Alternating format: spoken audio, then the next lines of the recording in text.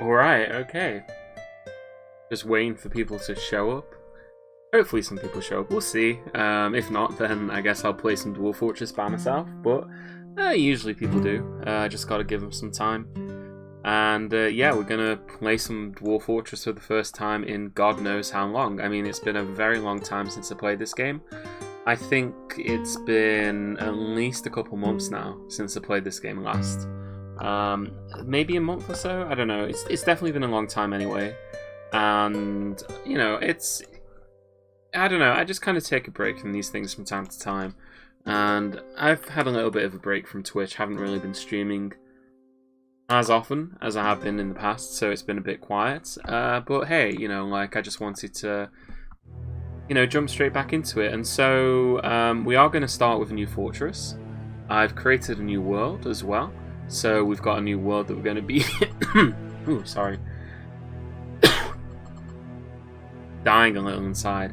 Yeah, we've got a new world that we're going to be setting off in, and we'll be preparing for the journey carefully, as we always do.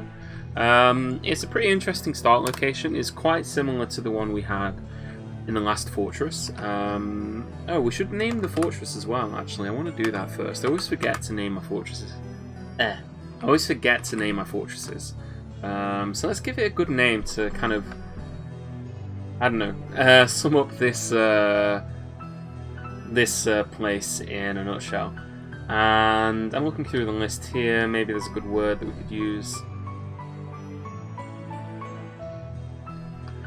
I wonder if the music's too loud. It might be a bit loud, actually. Let me just turn that down a little bit. Yeah, it's not even started at the start. There we go. Alright, dance. Let's go death. And then let's see, water. Death water. Rasharel. I think that's a good name, and I think that's an appropriate name as well. But yeah, like similar to the last fortress, this is going to be a waterfall fortress. Waterfalls are pretty interesting features to build on. So this should be a pretty interesting fortress as well. But this time we are going to be in a bit more of a dangerous situation. The last fortress was quite a... I don't want to say... Well, okay. I mean, it's Dwarf Fortress, right? Every fortress is dangerous. It's just like an inherent thing. Building a fortress is dangerous work. But this fortress should be in a bit more of a tricky situation. At least compared to the last one. How do I want to do this? I want to have 2 miners, obviously. A mason's important. Oh wait, are the Oh yeah, sorry. I didn't realize that I disabled the points for it. Yeah, because I hadn't been streaming Dwarf Fortress in ages. I disabled the points, so I can just re-enable those real quick. That won't take me very long. Just give me a second. I had to remember how to do it though. There we go. Channel points. Manage rewards.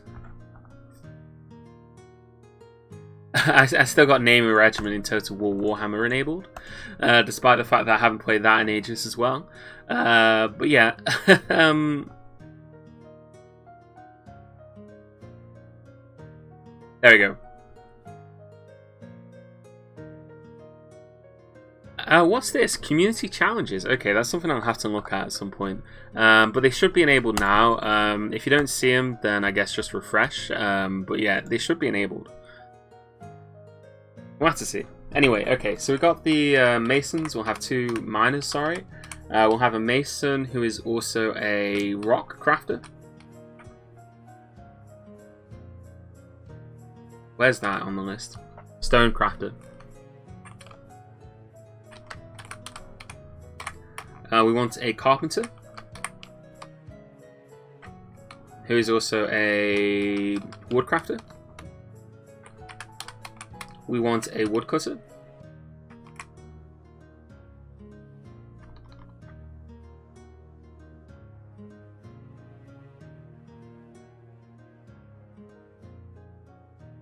You see him? Okay, that's good. Sorry, I got something stuck in my teeth at the moment. Hate it when that happens. Okay, woodcutter, and I guess the other one that we can do, we can make him a... I'm going to make him an engraver. I'm going to make him a woodcutter and an engraver. Actually, no. I like making my miners engravers. There's, then again... Yeah, no, I'll make my miners engravers. I'll make my miners engravers. I like doing that. We'll make this guy into a woodcutter, and we'll just leave him as... actually, he can be a woodcutter, and he can be a gatherer. Gatherer is a really interesting... Not gatherer, herbalist. Herbalist is the one, yeah. Is plant gatherer separate from herbalist, or is it the same one? It's the same one. Yeah, he can be a herbalist. There we go. Oh, actually, no. What he can be, even better than that, because the thing about woodcutting is you don't need to do it that often. It's not something that you need to do all the time. So we could instead make him into a either a cook or maybe into a brewer. Let's make him into a brewer.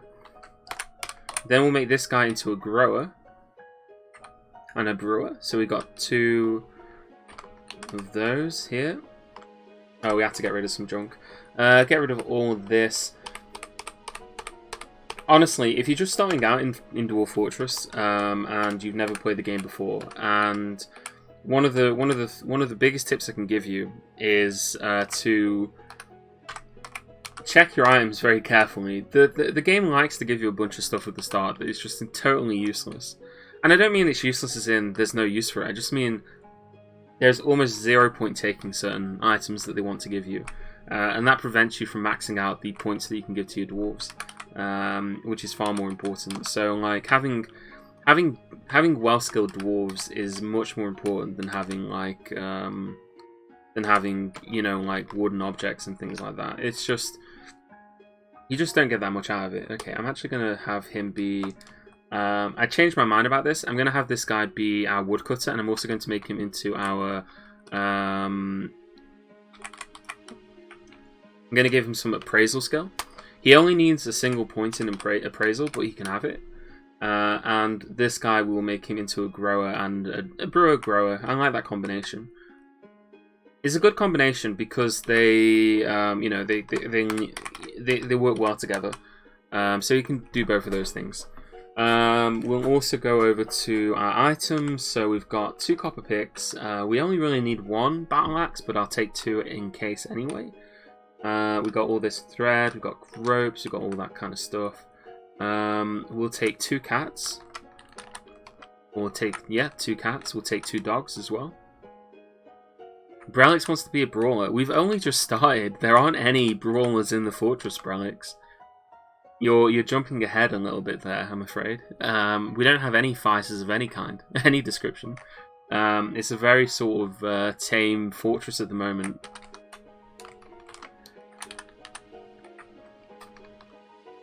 Okay, last time I took sheep with me, but I actually didn't end up doing that much with them. I'm probably not going to bother with that again, to be honest. I think I'm just going to take geese. And what we'll do instead is we'll take a whole bunch more food. Take some cave fish, and we'll take, oh, new items as well. Drinks, we'll take some dwarven rum. We'll just max that out as well. Okay, so we've got some dwarf rum, dwarf beer, an anvil, 2 copper picks, 2 battle axes, all that good stuff. We're tabbing back, to there. We've named our fortress, and then we press Embark.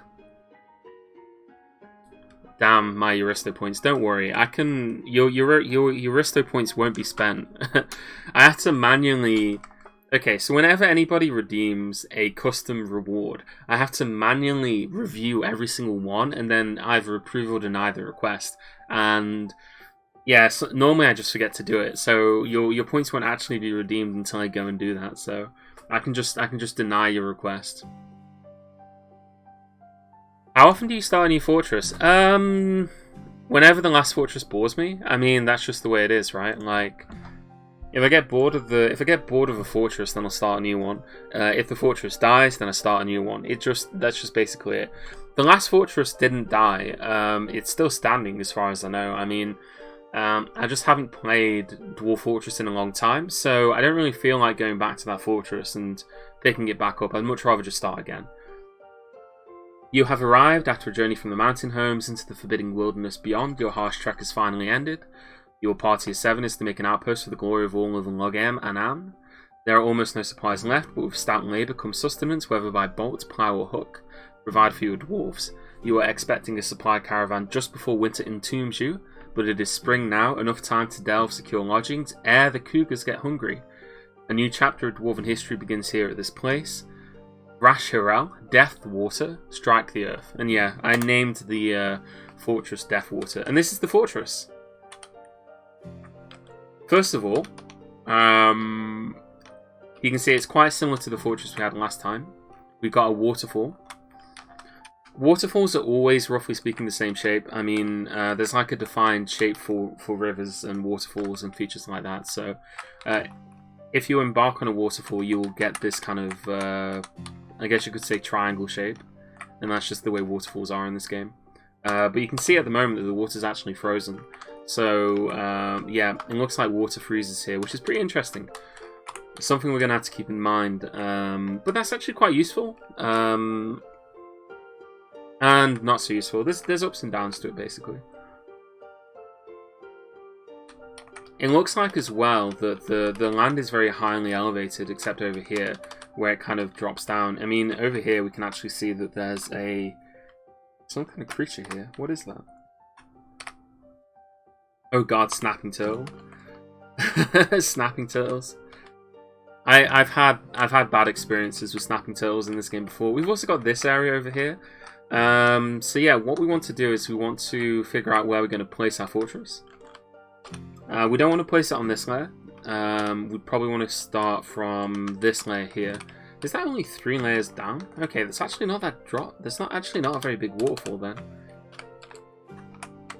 This here is only 3 layers different, so it goes down 1, 2, 3. It's actually a pretty low waterfall. Pretty small waterfall. But we'll put it here anyway. Probably here. I think this is a good spot for it. And we need to start digging straight away. So let's dig there, and we'll start digging into the side of the cliff face here. And we're just going to make a very straightforward corridor, nothing too fancy. Unless, actually, do we want to do a fancy fortress? Let's dig out a big channel. Let's dig out a big channel there.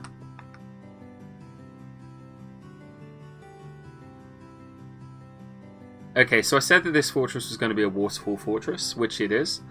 It is a bit different, though, than the other waterfall fortress that we did before. There's one simple reason why this is different. And I will show you the reason why it's different on the world map. I believe that's this button here. So this is where we are, the Dwarven Fortress of Deathwater. We are part of the civilization to the north here. Our civilization is called the... What is it called again? The Paints of Ages, which is an excellent name for a fortress, for a Dwarven civilization. Like an amazing name for a Dwarven civilization.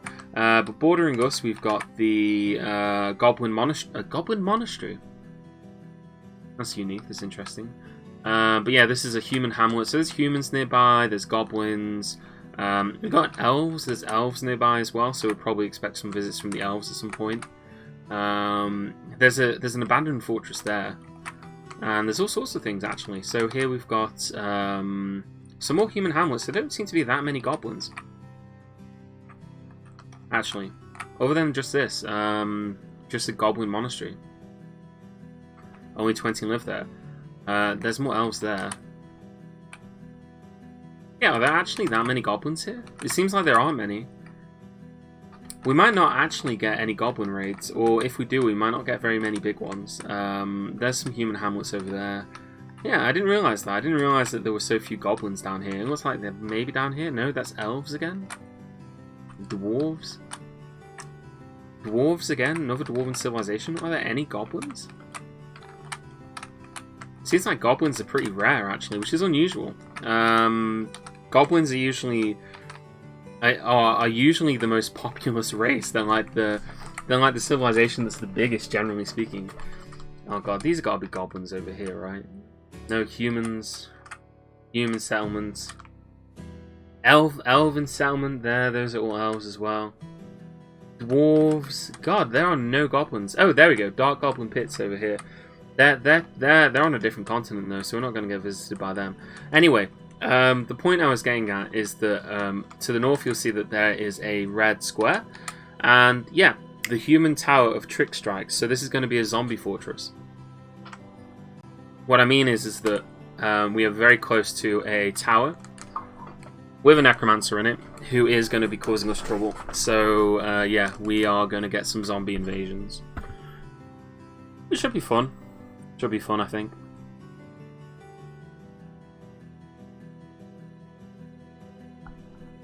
Okay, it's chugging along because I looked at the civilization screen.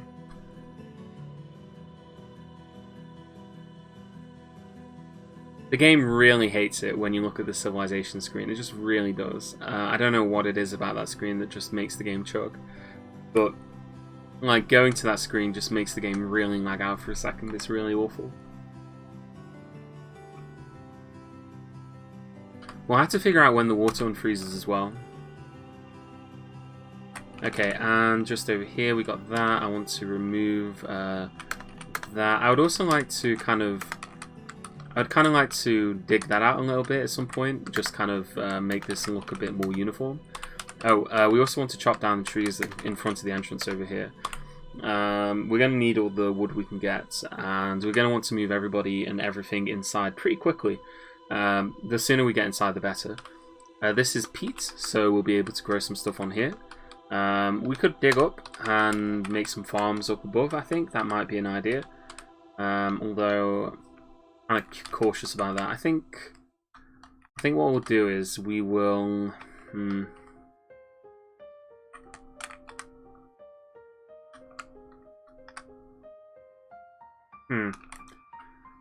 The idea of having the entrance go across the water here, like what we could do is we could have the entrance to the main fortress bit, like go across the water like that. So we could have it like that, right? And then in order for them to cross, they have to cross a drawbridge that will extend from this side to the other side. We do have to be careful though, because we need to kind of get it done before the water freezes. But potentially that way we can make some interesting design there. So the entrance will be over here. We could have like some kind of trading thing over here on this side, and then we can have this over here. Whilst they're digging that out, I will pull out my dwarven therapist, the dwarf therapist, as it's called.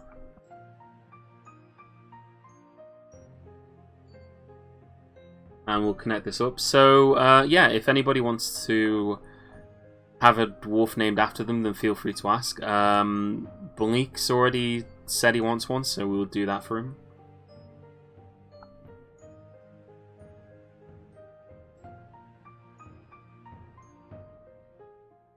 Was there a particular dwarf you wanted, Bleak, if you're still here? Like, did you want to have, like, a miner, or did you want to... Oh!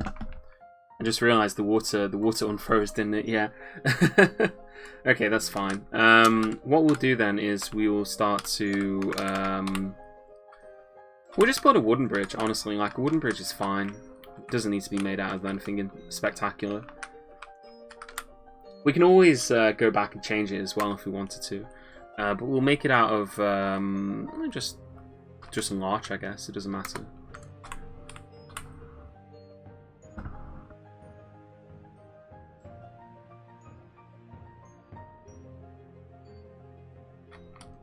Yeah, we'll do that there. I think we will leave that there like that.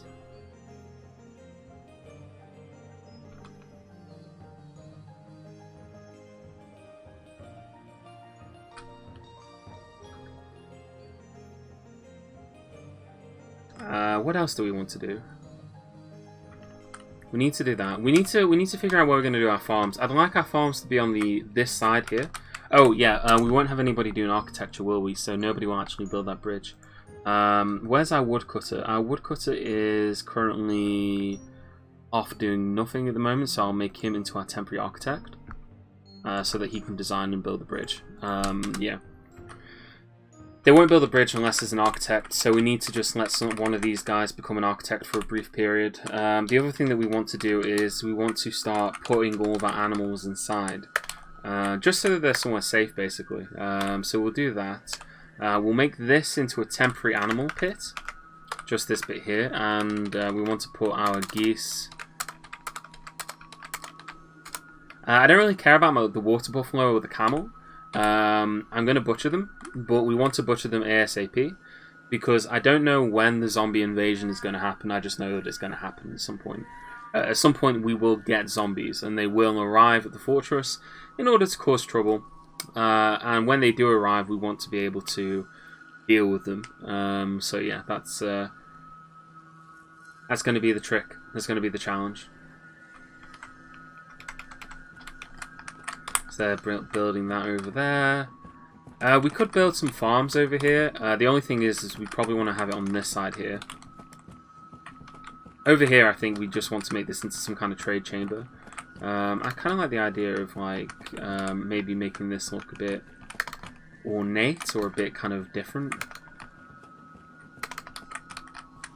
So we can extend that out there and yeah, just kind of. Just kind of making it look a bit less square. This is very square at the moment, and I don't want this to be a square fortress. I mean, it's not that much. It's still pretty square, even after I've dug this out. But it kind of makes the junction look a bit more kind of creative. Like what we can do is we can put some statues and stuff at the kind of like the intersection here. And then we have this going in this direction. I think on this side here, we will have housing for our military force, so that the military can respond to things like straight away, right? Like we can have the military force on this side of the fortress, and then they can respond to threats immediately. And then we can also then have on this side over here, we can have our trade up above, so we can have like a trading area up above here. So we could do that. In fact, we can make it look a bit fancy, so we could do it like this.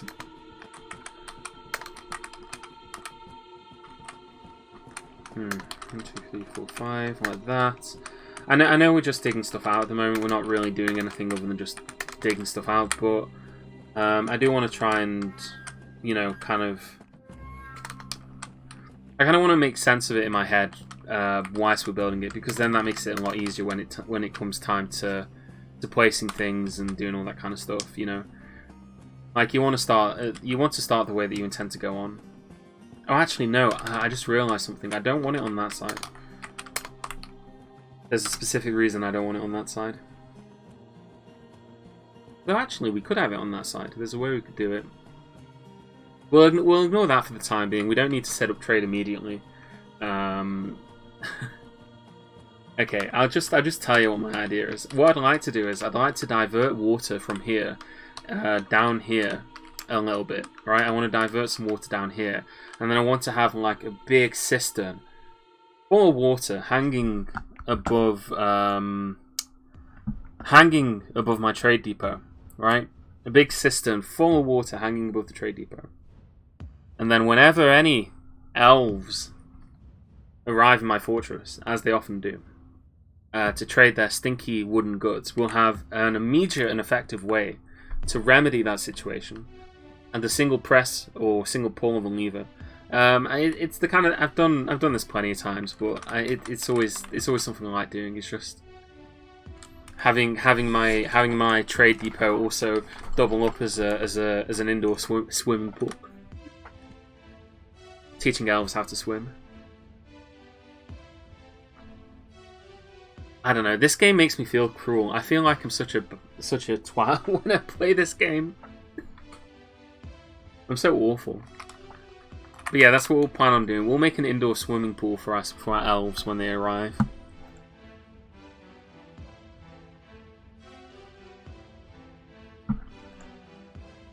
Alright, so they're doing that. It's taking him a long time to design that bridge, which is getting me a little bit concerned. I hope he's finished this soon. How many bits of wood does he have here? Oh, there's a way to check, but I can't remember what it is. Ah, it's alright, he's constructing it now anyway. He's designing the building, he's constructing it.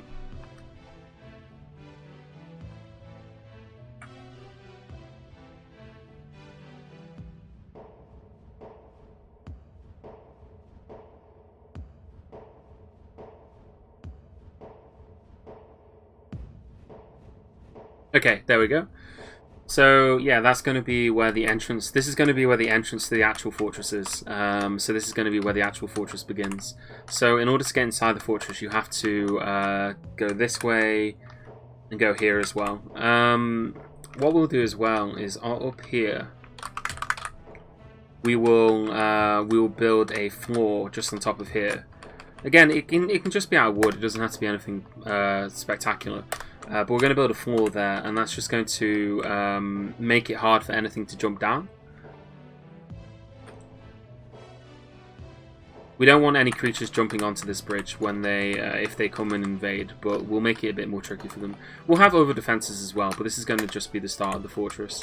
And we'll try and make this into an interesting sort of place. So why don't we just have like a downward staircase. No, actually, no, that's a bad idea.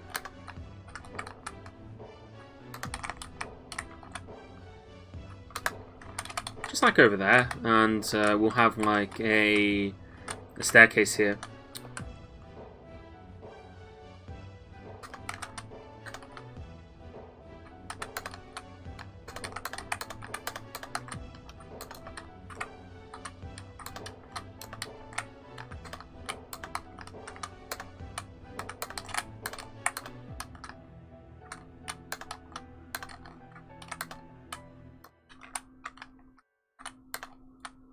Like that.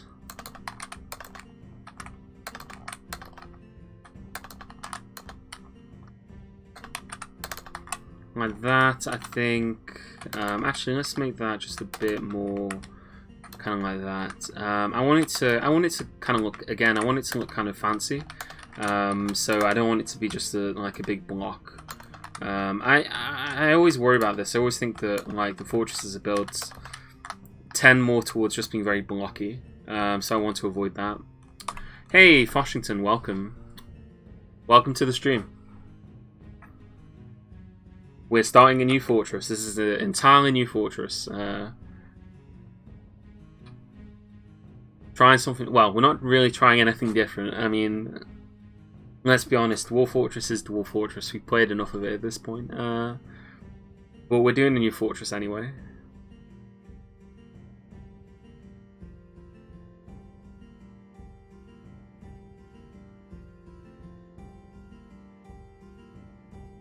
What will this fortress's gimmick be? This is just a pretty normal fortress. It's another Waterfall fortress.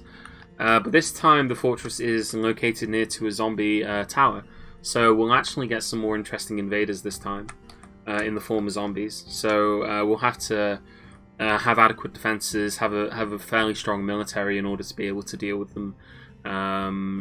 You know, so yeah, we're also going to have to build a lot faster. So yeah, this is a zombie fortress, but it should be pretty interesting, I hope. It has been a while since I played this game, so you know, kind of getting back into the swing of things a little. But it's like riding a bicycle, you know, you don't ever really forget how to do it. Yeah, but it is a new fortress, so we got new dwarves. You know, if you want a new dwarf, then you know, feel free to say so. But yeah, this should be good. Is this going to be? Yeah, this is. Just white sand. We're going to dig down. We're just going to dig down here. We'll dig down 10 down like that. That's fine. Just 10 down. I think that's good. Is this the Steam release? No, Steam release is ages away.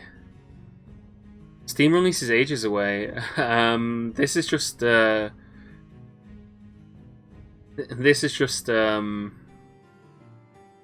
it's just Dwarf Fortress basically. This is the same graphics I always have. God no. I don't know when Steam release is gonna be. Also, we've also immediately found hematite, which is really good. That's a really good thing. Hematite is an ore of iron, so we've already got iron. You can see it right here. This is iron here in the wall. Oh, that's tetrahedrite. Actually, tetrahedrite is an ore of, I think it's iron and silver, or is it copper and silver? Tetrahedrite is copper and silver. Okay, so we've got copper, we've got iron, because I did see that we got hematite as well. Yeah, there we go, hematite here. So we've got hematite, we've got that, we've got tetrahedrite, which means we've got copper, we've got iron. If we can find tin, then we can make bronze, which would be excellent. Tin is what's tin again? Tin, Dwarf Fortress. Cassiterite or something like that. Oh, and we got marble as well. Excellent. That's actually really good. That means we can make steel straight away. We can just immediately start producing steel. On this floor here, I think I'm going to make this into the bedrooms. Just because it's a marble floor. In fact, I'm going to just try and make this look a bit neat with how we dig it out. So, yeah, like that, like that, like that.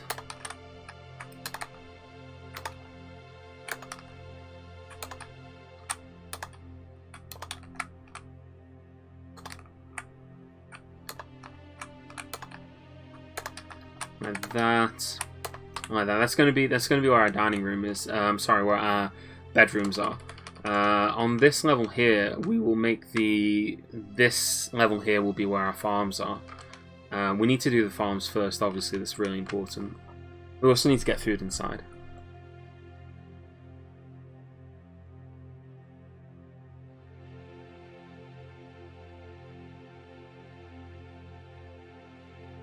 So yeah, how is everybody today? You all having a good day today?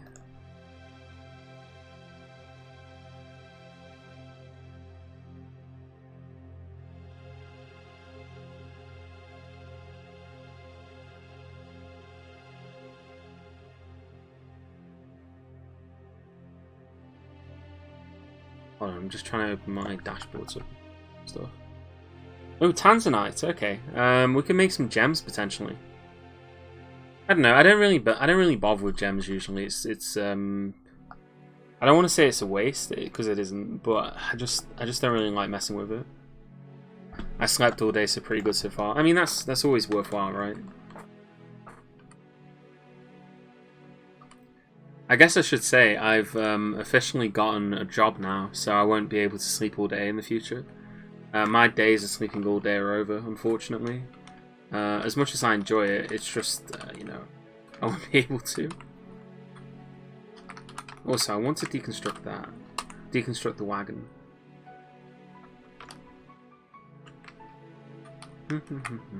Also, let's make this into a meeting room here.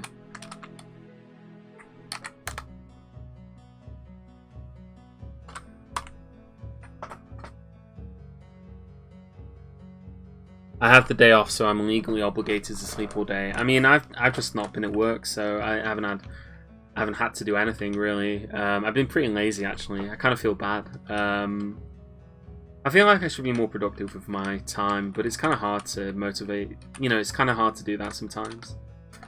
Like a lot of the times, you just want to basically do nothing, and you know. But once you're in that mindset, it's pretty bad. I don't know. I am. Generally speaking, a pretty lazy person. Despite what some people might think, I am actually genuinely a pretty lazy person.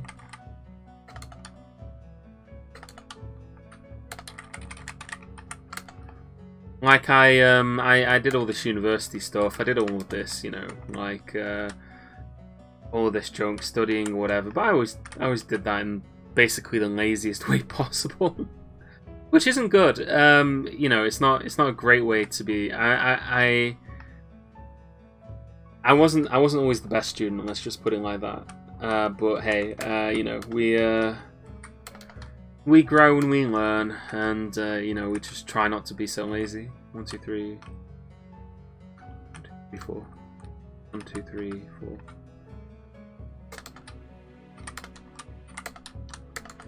maybe I could say that like it's working's not necessarily a virtue.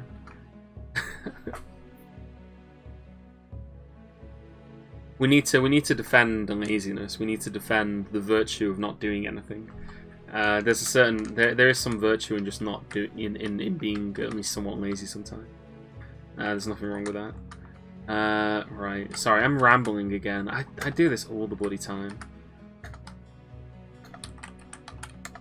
I think Bertrand Russell wrote a treatise on this, or he wrote an essay on this in defense of laziness. I can't remember what his argument was, but I'll have to read it again at some point. I think it was Bertrand Russell. I'm not sure if it was called In Defense of Laziness, but that's basically what it was. It was in defense of procrastination. Maybe, I don't know. I'm not much of a philosophy guy. Maybe if there's like a philosophy student in the chat, they could enlighten us and tell me which one I'm thinking of. But hey, I don't know.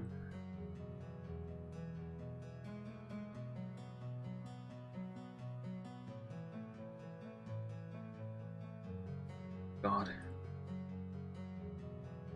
At one point, I did actually consider studying philosophy at university. That was actually something I was considering at one point in my life. I was kind of interested in studying it, but I was worried that if I studied philosophy, then I don't know. I just kind of felt like there wasn't much that was really at the end of doing that, which is not really I don't think that's really a good way of looking at studying at university. I think that really, when you study, you ought to study what interests you, or what kind of. I mean, obviously it's fair. You want to get a job, you want to do something with what you study, but it's kind of a shame that that's the way that people go into it. It's not necessarily for the sake of wanting to learn something new. It's just in order to find job opportunities. But I don't know, like. Is understandable. Sorry, this has got nothing to do with Dwarf Fortress. I'm just kind of like my idle thoughts. I don't know. Do people agree with me? Should you just go to university to learn stuff that interests you? I don't know. That's kind of what I think. That's kind of what I think you should do. Okay. Okay. Never mind that. Just ignore all that crap that I'm talking. Let's start building some farm plots. Oh, goodness gracious me. We need farm plots. We need to get some brewing up as well. That's going to be really important. I built space for multiple different farm plots, but for the time being, we're probably just going to build 2.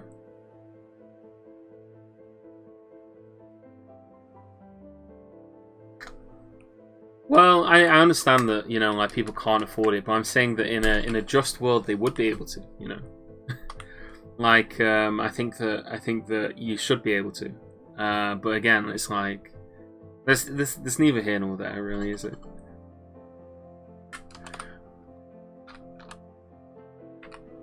There's a difference between is and an ought.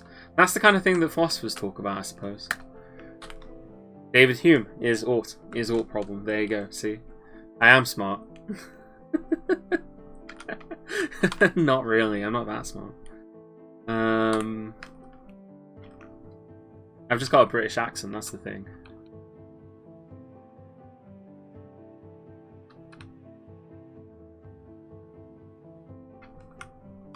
Okay, right, enough of that.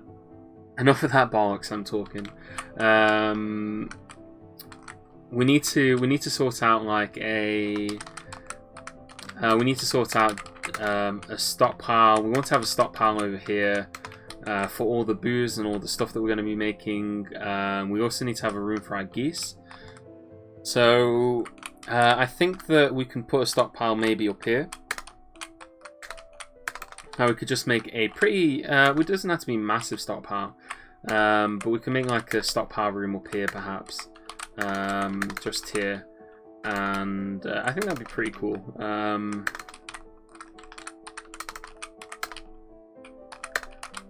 Because again, I mean, that's just where we're going to store some of our food. We don't want to store all the food there all the time, but it's going to be a good place for food. And we can put a stockpile for seeds as well.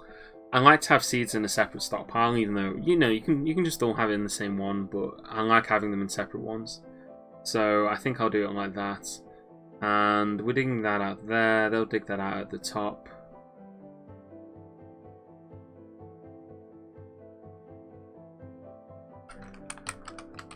Now, 1, 2, 3. We can actually dig this out here as well. And then what we can do is we can have some rooms here, like this here.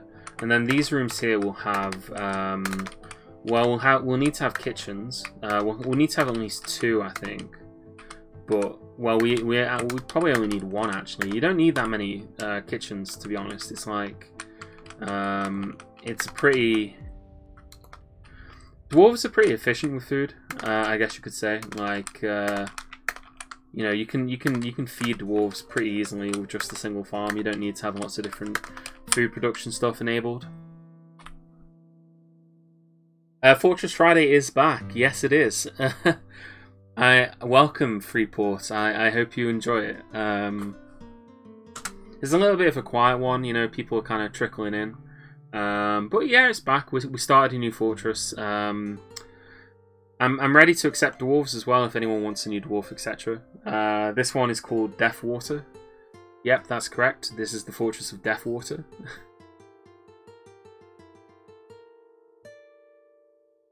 Okay, we got those there. Okay, so we need to make a stockpile here. This is going to be our first stockpile. We need to make this into a food stockpile. We just want to permit everything in here, basically, except for, I think, seeds. We don't want seeds in here. We also don't want leaves. No, leaves can... We can permit those.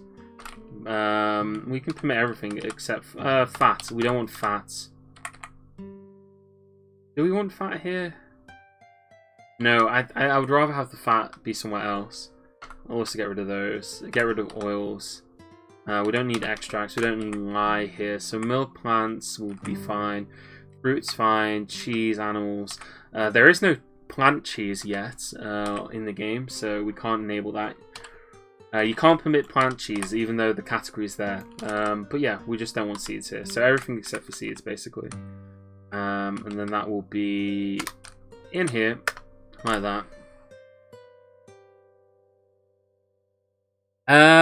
You're not in yet, Block. I asked you which dwarf you wanted. We can do that now, though. Like, so Block wants in, Freeport wants in, and Foshington wants in.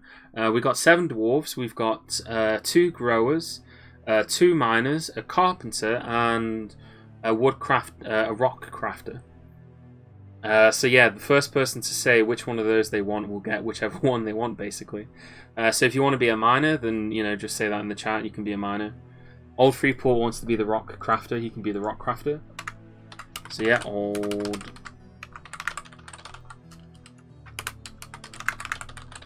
Old Freeport is in. Foshington wants to be the carpenter.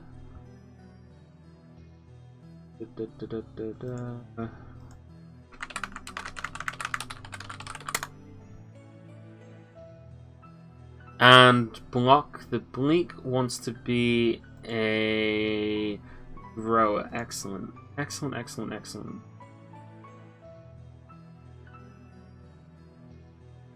They're growers slash brewers. So you'll be making alcohol, you'll be growing plants. A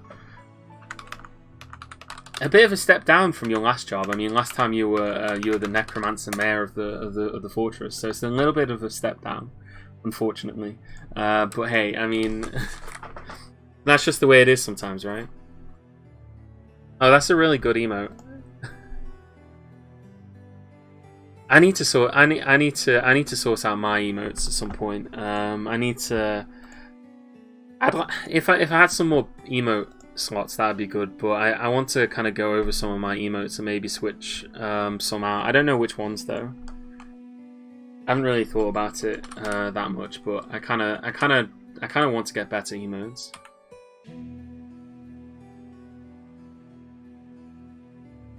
That's the work of a master pixel crafter. What's incredibly silly? I think the Greg Knight emote is great. Actually, I think that's probably an emote that needs to stay. It's really good.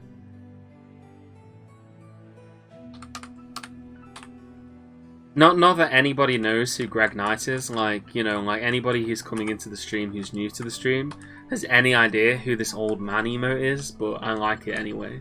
Despite the fact that it's like, you know what I mean? It's like, it's just good. It's just a good emote. Shades of the silly part. that makes it even better. That just makes the emote even better, I think. Actually, let's not make that yet. Okay, so we got farms. We're gonna grow on this one. We're gonna grow plump helmets, spring, summer,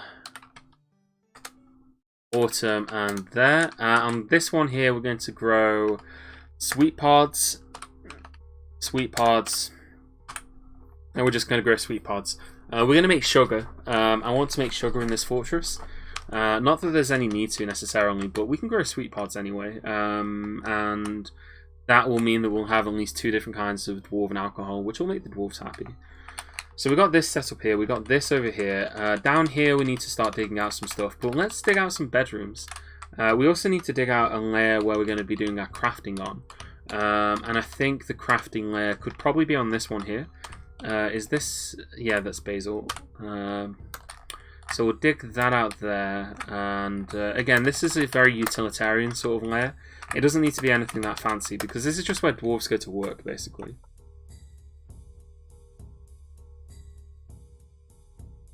I like this one here, actually. Let me show you.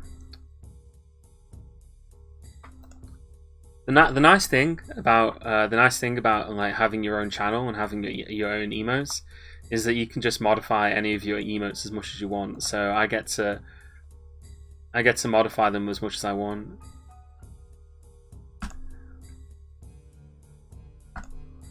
Yeah, this emote.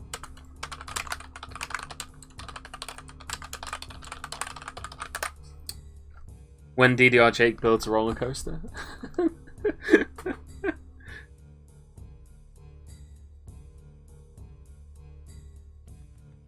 Help, help, I'm being squished. From the G-forces, yeah. Sorry. Alright, yeah, we got this going on here anyway. We're digging this out. We need to... I don't know how to do this. I kind of have like a set pattern for workshops, but I also kind of don't like doing that so much because, I don't know, it just kind of feels a bit weird to have such a specific way of doing things all the time. I'm trying to think if we could do it differently. Maybe there's a better way of doing it. Probably not, to be honest.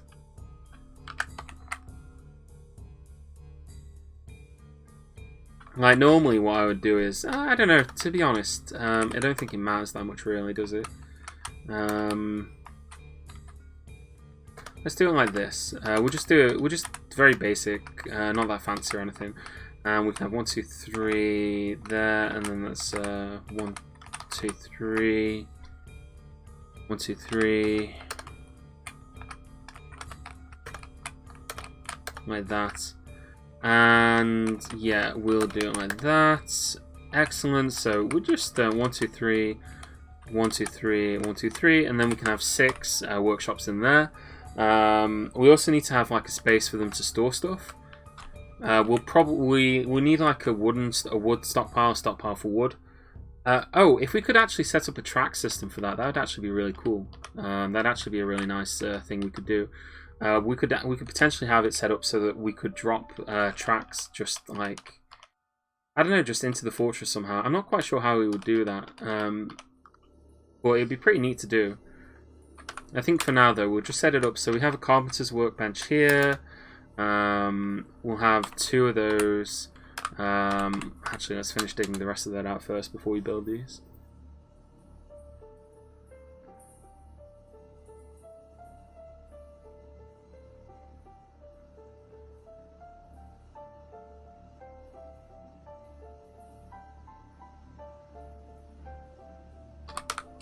Okay, Carpenter's workshop here. We'll have another one over here.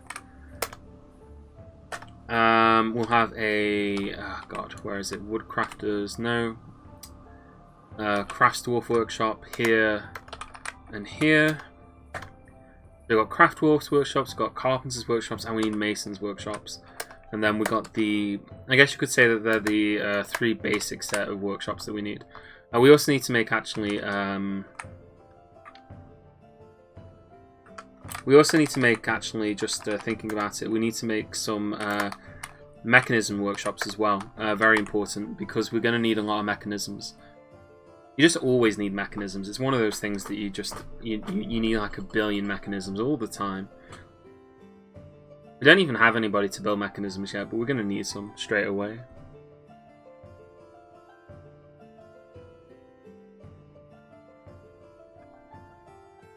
Okay, so we build a workshop here, and this is just going to be a mechanics workshop, and that's going to be there.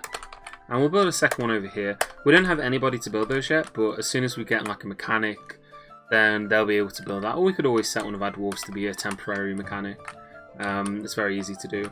In fact, why don't we just finish that? 1, 2, 3, 1, 2, 3 up here, and then mirroring that on the other side.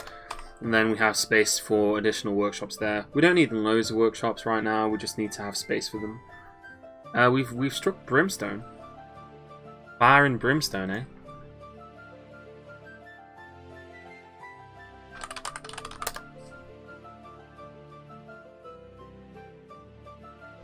Sulfur.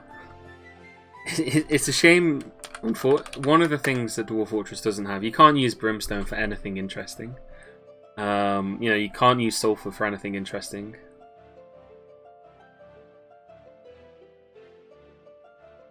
Like, you can use gypsum, you can use that for splints and stuff, but you can't use.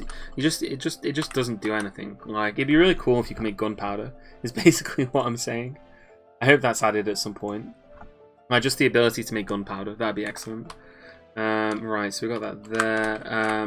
We also need to start setting these up. So we want to brew the drinks from plants here and here, and just put these on repeat over there. We also want to start making some barrels or some pots. Probably barrels, I think. Make wooden barrels. Repeat. I don't ever really play with mods. I know that like Masterwork, I think, also has some stuff with firearm. I don't know if they got anything with that in particular. I know that Masterwork has some stuff where you can do more advanced, like alchemical stuff. I think I might be a bit wrong about that actually, but I know that they have some stuff along those lines. But I just never really played any mods for this game. It's one of those things like, I don't know. Never really appealed to me. I just always kind of want to play the base game. I should try some, to be honest. I should try some at some point. Maybe I could even stream some. But I just end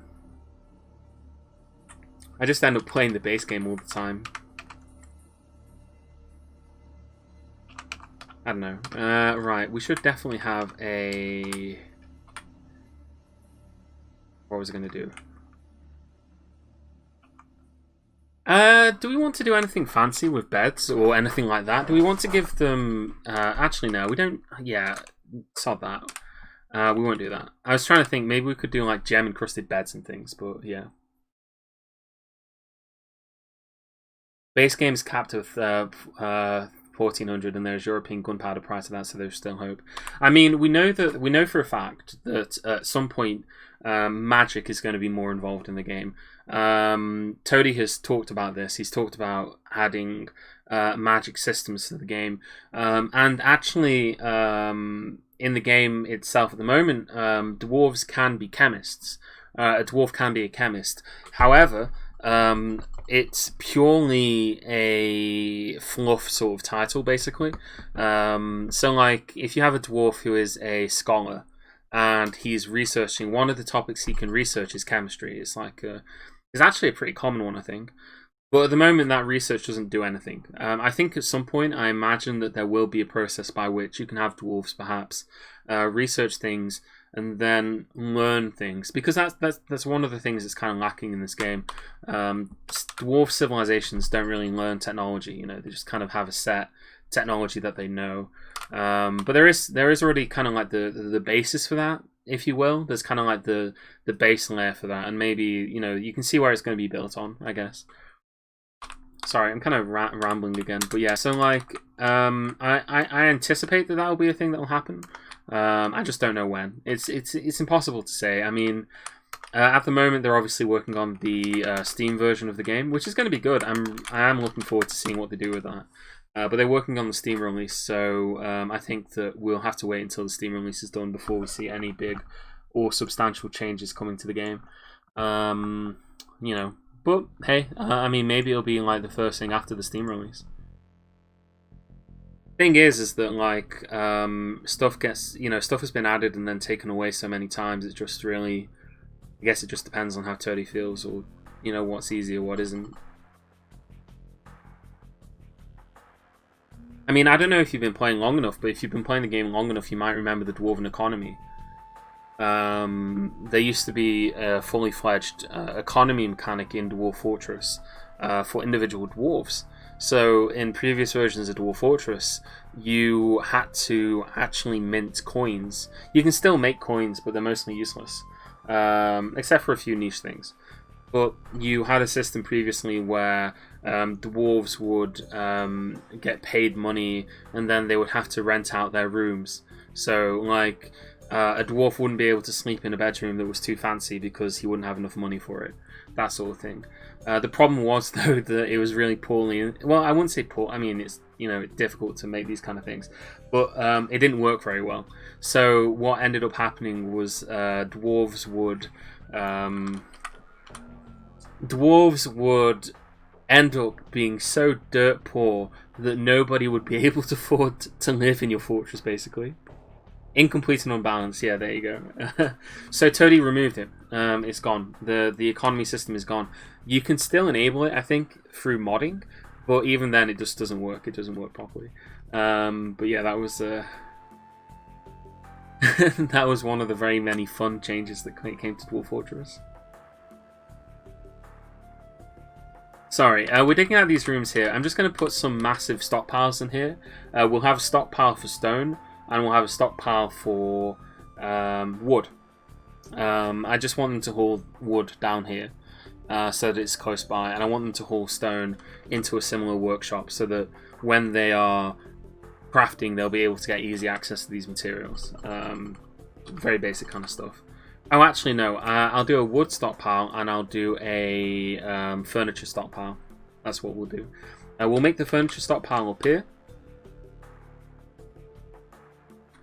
And we'll make the wood stockpile down here.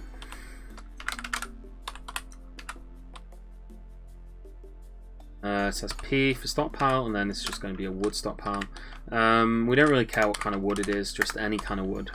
Just bring it all down, and then up here we'll also have a stockpile, but it'll be for furniture. The most important reason why we're making the furniture stockpile, can anybody tell me why it is really important to get your starting furniture inside your fortress? Because we've been here in the past. We've had this in the past where by accident, certain very important bits of furniture have remained outside the fortress and therefore inaccessible. So we don't want to repeat of that. So I want all my dwarves to bring all the furniture downstairs. Very important. So yeah, I'm giving them busy work basically. Very, very important that they bring the furniture downstairs. And that they bring wood downstairs as well, honestly. Okay, so that's that anyway. Oh, that reminds me. I'm going to tell my miners that they don't have to haul things. I don't mind all my other dwarves hauling, but I don't want my miners to be hauling, because normally I need them to, be mining instead of hauling, so we will set those to just, then they don't need to do any of these things. Actually, that is not a miner, that is a...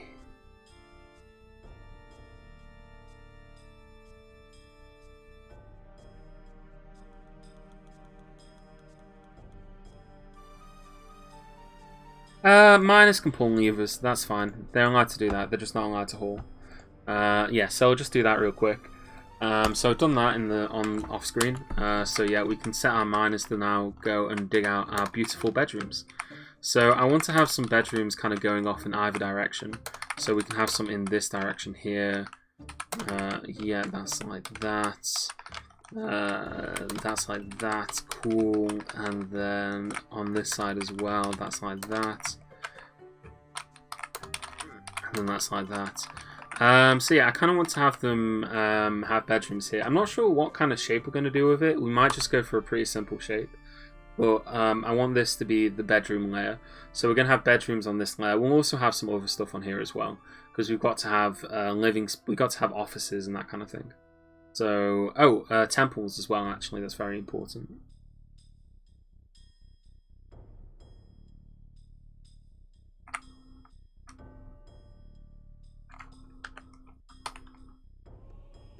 Okay, he's going to go downstairs and mine.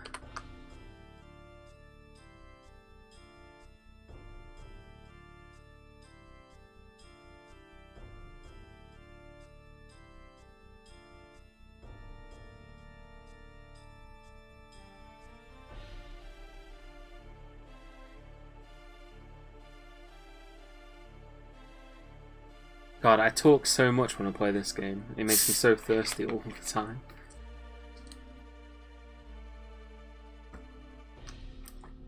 Too much of a chatterbox.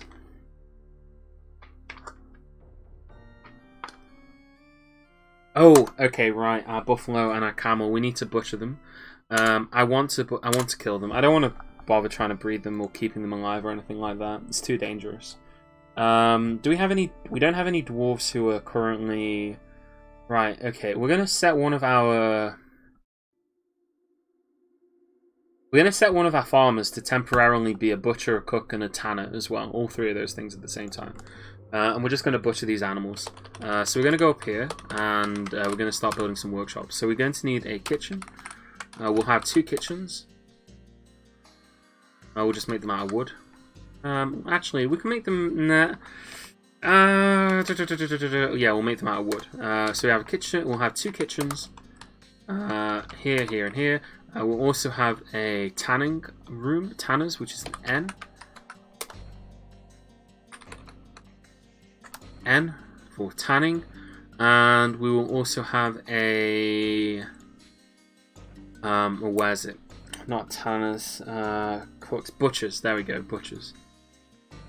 Obviously, we need a butchers. That goes without saying, and that's a U. Just any kind of wood will do. Yeah, the thing is because this is a zombie-infested hellhole, we really just want to make sure that, you know, we just want to kill the animals, basically. I know it sounds awful, but we just want to murder them.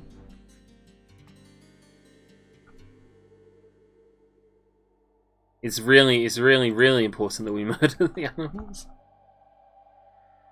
So that they don't come back to life and start bothering us. So yeah.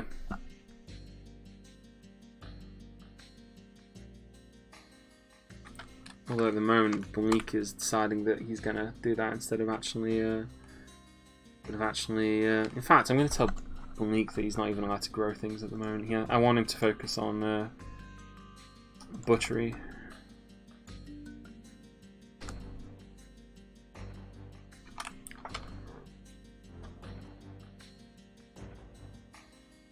Okay, so we've got this down here. We're going to need to make some beds as well. We're making wooden barrels. So we've already got a whole bunch of barrels already, which is excellent. Good start to that. We've got this being dug out here. We need to think about how we're going to make this into bedrooms. So what we could do is we could have like rows of bedrooms. We could have like, I don't know.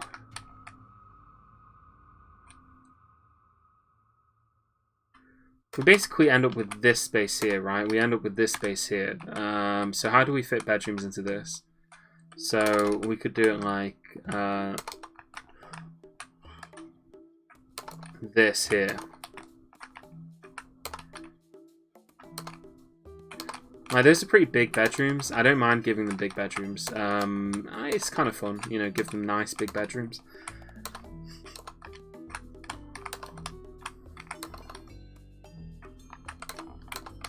We could do it like that, down there.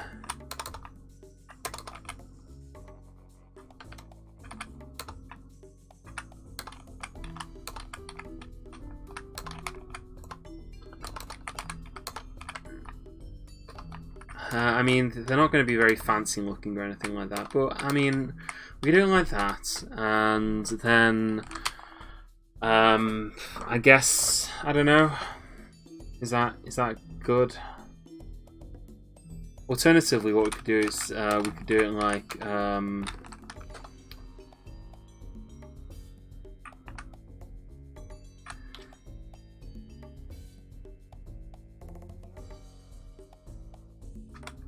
I wonder if we could do it like this, maybe. Like, sorry, I know that I'm spending a lot of time on this. I just really want to make it look kind of interesting and unique. So we could dig out that there, and have like this kind of shape here, like that, and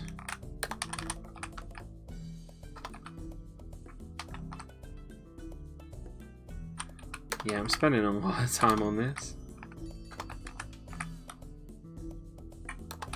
Like that there, right? Like we could do it like that, and then we can have like the bedrooms be off of this. I mean, it is kind of blocky again, right? It's kind of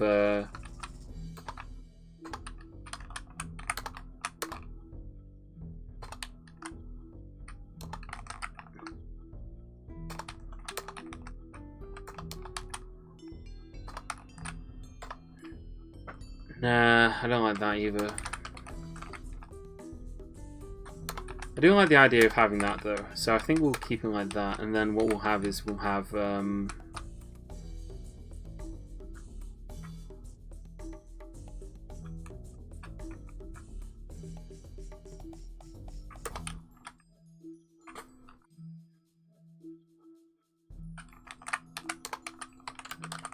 kind of dug myself into a corner with this. I made this too complicated, and now I've kind of got to justify it a little bit, you know, like I got to try and make it look like something.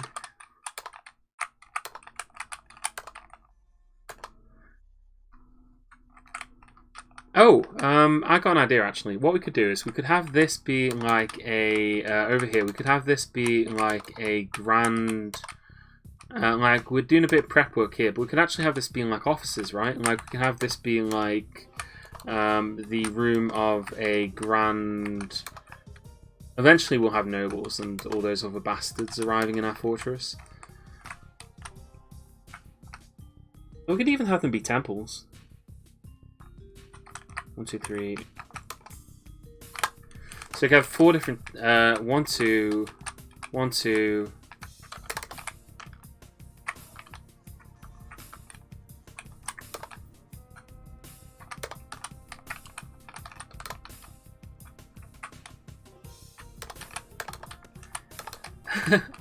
I just remembered, in the last fortress all of our dwarves were worshipping gods of murder and slime and ooze and all sorts of nasty things. Hopefully our dwarves in this fortress will be worshipping more conventional gods. I would appreciate it. I mean, it doesn't make any odds and ends really, but like, I don't know, it just feels inappropriate for dwarves to be worshipping gods of murder. You know, that's like something you'd expect from goblins. It's not really a dwarven thing, but hey, you know, I'm not gonna. We're quite happy to let them just worship whatever they want, but still. Actually, we should check and see what our current dwarves worship. That'd be interesting to see. But yeah, we could do it like this. I know it's kind of like a bit. So yeah, so we have 1, 2, 3, 4, 5, 6, 7, 8 temples here. So we have a temple.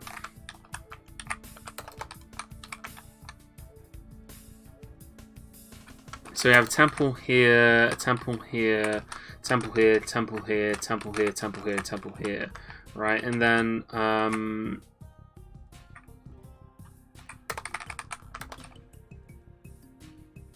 down here and here, we can have it go like 1, 2, 3, like that.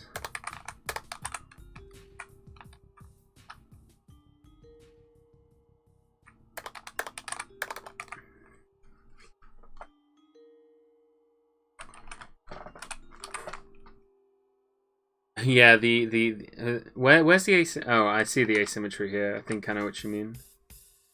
Unless there's some other asymmetry that I'm missing, and then I'm going to notice, and it's going to really bug me.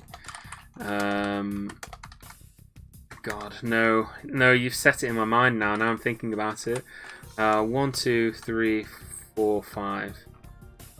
1, 2, 3, 4. Ah, there we go. Okay, yeah, I see it now. I see it. Okay, yeah, I see it. Oh my god. If he hadn't said anything, I wouldn't have noticed that, and I would have been really, really annoyed when I figured it out. Oh god, it's so atrocious, isn't it? Like just having things not be symmetrical.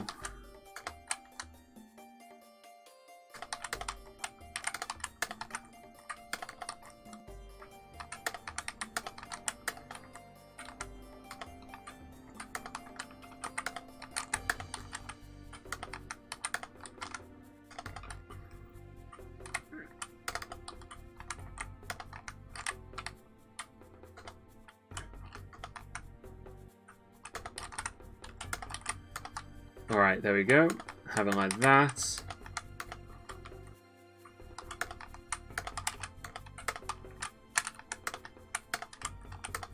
Like that.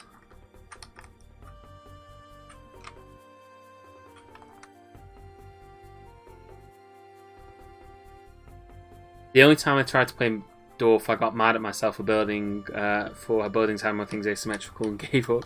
Yeah, that kind of stuff sets me off as well.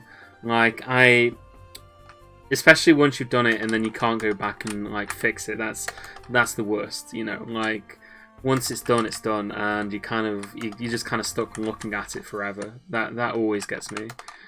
So I try and make sure that doesn't happen as much as possible, because otherwise it's just atrocious.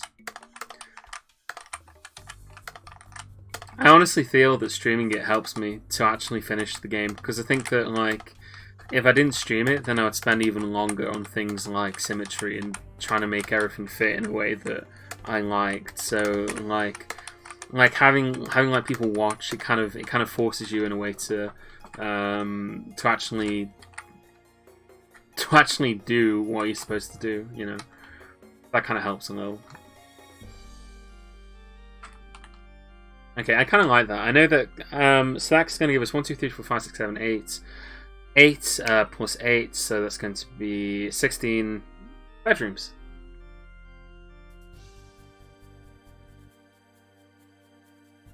I can tell you about the GUI/damper if you want to cut and paste designations.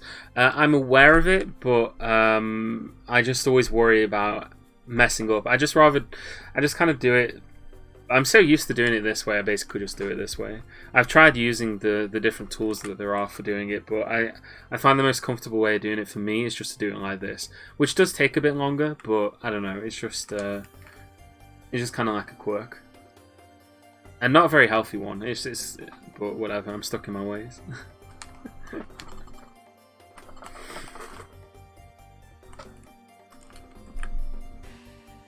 Yeah, I don't know, like, I have tried to use the hotkey stuff, but I always find that it just messes up for me. So I prefer just to kind of do it a bit manually. You know, makes you think a little about it. This is a pretty interesting shape, I think. I don't know. It's going to look a lot nicer as well when it's all smoothed out and once all the marble's out of here. We are going to use a lot of marble in this fortress because, you know, it's a flux stone. So we're going to use it to make steel. We're also going to smooth out the entire thing. So this is all going to be smoothed out. So it'll look pretty nice, and it's all going to be white as well, mostly, anyway. I can see that there's going to be some, you know, there's the tanzanite there, so that's going to be pink. But other than that, the rest of it will be the rest of it will be white, and it'll be pretty nice. Oh, migrants, excellent. Hopefully we got a mechanic in the lot, but we'll have a look and see what kind of migrants we got. Oh, that reminds me as well. I ought to set up my hotkeys, and I also need to move some more junk inside. Oh, the other thing I need to do is I need to set my animals up for butchering. Butcher and butcher. That, and then... wait, why is that inactive? It shouldn't be inactive. It should be done. Unless Block the Bleak has not been cooking. What's he doing? I told him not to plant. Why is he planting? Oh, what's he doing instead? Oh, he's harvesting plant. Why?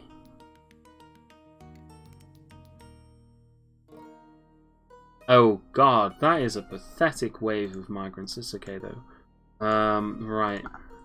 Okay, let's just let the migrants come on. I think it's going to be a very small wave of migrants though, unfortunately. I just checked on Dwarf Therapist and it looks like we're only going to get 3 migrants. So we've got a...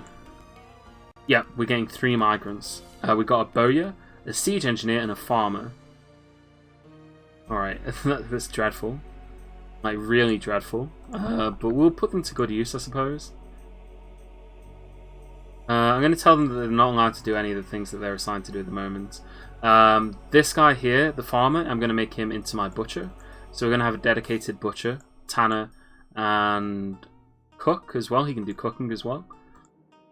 We're going to have the siege engineer. He's going to become our mechanic architect. And we'll set the other guy off with architecture. And our bowyer, honestly, I guess he could be like a woodcrafter and a carpenter. We could probably do with a second one of those, because we're going to need to make a lot of beds in a second. So he might as well do those, and that'll do. We don't really need much else at the moment. We're going to need some military dwarves pretty quickly, but other than that, we don't really need too much.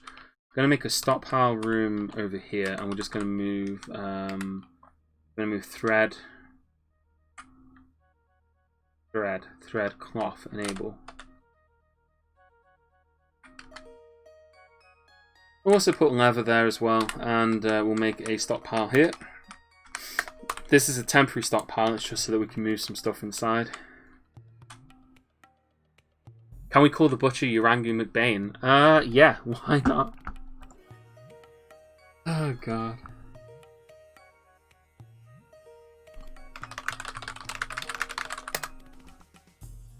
There, his name is Urangu McBain. I kind of wonder like how many people were watching like DDR Jake's stream and just have no idea who Urangu McBain is. Like there must be so many people who are confused by that. I actually looked it up on YouTube just to see if anyone had commented on it, because I was wondering like, God, you know. So it's like I've infected Jake's brain with this thing. A character from an obscure Sims game. Hey, Mangstein, welcome. Welcome to the stream.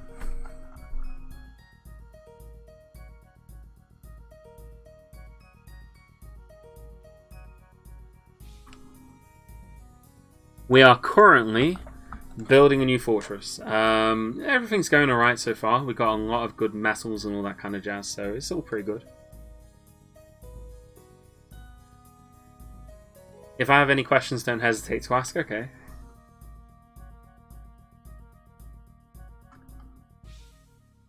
What's the fastest land mammal in the? What's the fastest mammal in the world?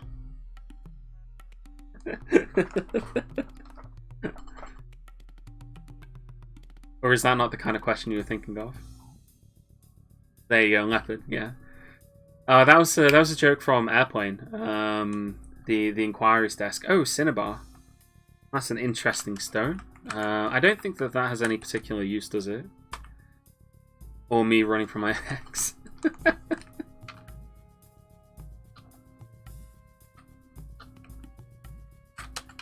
You can ask me any questions as well if you want, and I may or may not answer them depending on what they are. I don't know a lot. I do know a lot about some things, and less so about others. It kind of just depends, I guess. Where is my... Yeah, he's constructing the building, good. You're doing that. I usually say ask me anything about international law because that's what I studied at university. But it depends what it is again, because there's some stuff I know and some stuff I don't. Why are sieges sometimes coming to the edge of your forts, then leaving without attacking? Do you want the I actually don't know the bug reason. I can give you a reason why I think it's happening. Obviously, it's because when the goblins arrive at your fortress and they see what an amazing fortress it is, they are struck by fear, and they turn around a moment's glance and they're like, oh bollocks, I'm not gonna mess with this, because again, like you know, some things are just not worth doing. Actually, we can just set this on repeat. I'm not gonna just have them make beds forever, basically. Because we're gonna have these will be bedrooms. We're gonna have them be temples as well. I'm gonna start dedicating these as temples. These little rooms here. So meeting area, assign location, add location, temple. We can even see the gods that people worship at the moment. The belts of chaining. Tekak, who is the god of fire, volcanoes, revelry, and dance. Ezes Sportication, who is the god of persuasion. Id, the god of mountains. Ilor, the god of fortresses, war, and death. Sedir Flaxenrosset, the silver something something. And Cador Silvertax, the luxurious. Okay, nobody's worshipping any gods of death, which is excellent. Well, any gods of misery or anything like that, which is excellent. We'll dedicate a god to the belts of chaining, a temple, sorry, and we'll make a second temple over here, which we will dedicate to,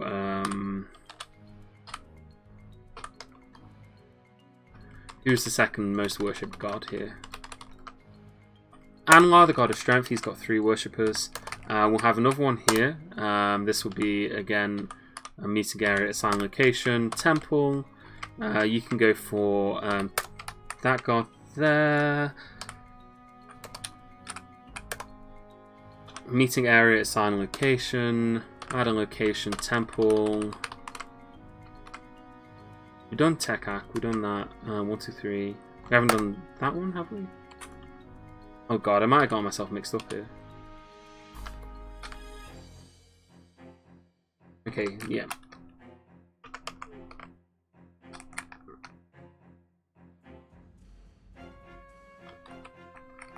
Ah, okay. There we go. Okay, so belts of chaining, Anlar, Tekak, Ezes, and whatever. Yeah, okay. Right, yeah. Perfect. Perfect. The Ecumenical Temple and Stone Soup. I've never played Stone Soup. I'm aware of it, but I've never played it. I'm not actually that into those sorts of games, to be honest. Like, I talked about this in the past a little bit, but I'm not super into, like, you know, like those kind of games. And just Dwarf Fortress for me is kind of like the exception to that. I don't play dungeon crawlers or anything like that. I don't know. My absolute favorite games always have been, always will be, is any kind of game where you build anything. I love games where you build things. I just kind of have a thing for it. Like any game where you build a thing, it's just instantly gets me. Cadle, Silvertax, the Silvery Sanctum. So yeah, we've got a whole bunch of temples now. Although none of them have anything in them that are remotely resembles a temple. They don't have any instruments in them or anything, but we can fix that at some point.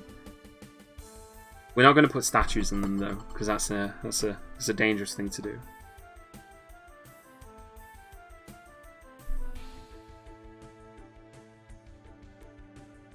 The holy boulders.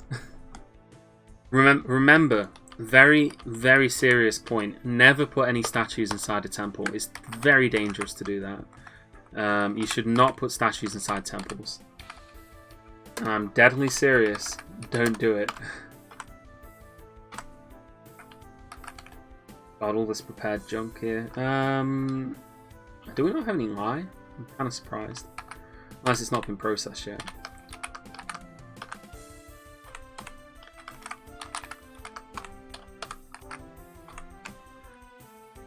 Alright, so we got that underway. We got these dug out here. So we're already building... Oh, we don't have a manager yet, do we?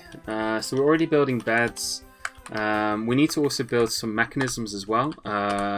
We'll just build a whole load of them. We don't need to have an infinite number of them, but we'll just get some rock mechanisms built.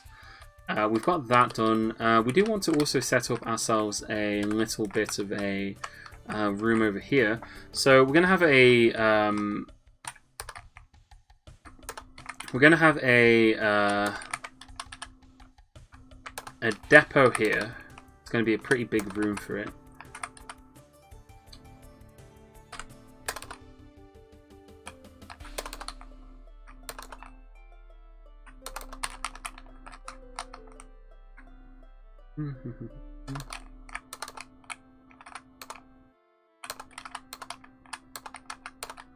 So this is going to be where our trade depot goes. If I just recall, I need to make sure that this will fit in here.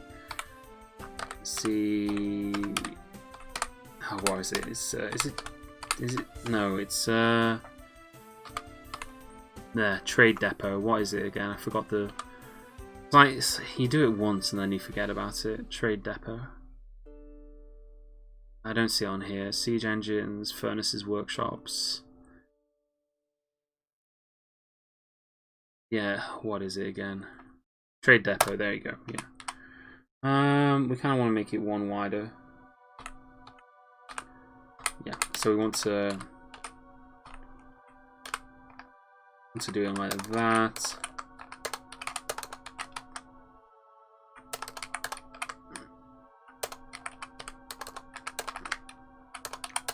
Like that, yeah, and then we'll be able to fit the depot comfortably inside, like right there. Cool. And then we want to make this over here, have that like that. Oh, the other thing we wanted to do as well, I always forget to do this, we need to set up our dogs. We need to chain up some dogs inside of here. So let's get ourselves a chain over here. Where do we want to chain them up? We'll sort that out later, actually. We do want to have dogs chained up inside here somewhere. We could always have them here. We could have a dog on top of this staircase. Would actually be a good place for one of them. So yeah, we could have a dog stationed here with one of our pigtail ropes. Somebody come and grab that.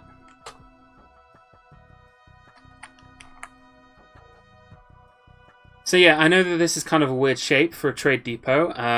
You might be asking, why am I going to be channeling underneath my trade depot? What is the point of having that channel there? But the point of having the channel there is so that we can drain water into, so that we can drain water away. That's why that's there, okay? Where the water's going to go, who knows? You know, it's just going to go off somewhere. But that's why we're building it like that. But we want to just get the trade depot up first before we start worrying about anything else that might be going on with the trade depot. We just need to make sure that it's set up initially. And so we're just going to make it out of wood again. And this is just so that we can trade with the dwarves when they get here. Because it is currently spring, but it's going to be autumn soon, so the dwarves are going to be here soon. So we want to be able to trade with them. We also probably want to start making some crafts of some description. We've got the Crafts Dwarf workshops here. Let's start making some rock crafts, and we're just going to put that on repeat. In fact, do we have a rock crafter who's going to be available for that? We do have a mason. I don't think he's doing anything that important. Old Freeport. He is currently making rock crafts. Excellent. We could also do with a stockpile for crafts as well, just somewhere where we could put finished goods. But we'll sort that out later. Your time to shine indeed. And we're going to start lacing down some bedrooms. So we'll put a bed here, and we'll put a bed here. And these are going to be where the bedrooms go. We also want to make doors as well. So that's the other thing we want to do. We want to make rock crafts. And we also want to make some doors as well. And we'll just do that on repeat. You know what, actually, as far as the doors go, I want to specify that I want to make marble doors. I know that marble is a valuable stone. We need it for steel, so we don't want to use all of our marble on doors, but I think that we can use the marble here in order to make some, you know, to make some doors, because then it'll fit in with our area that we're making, our bedroom area.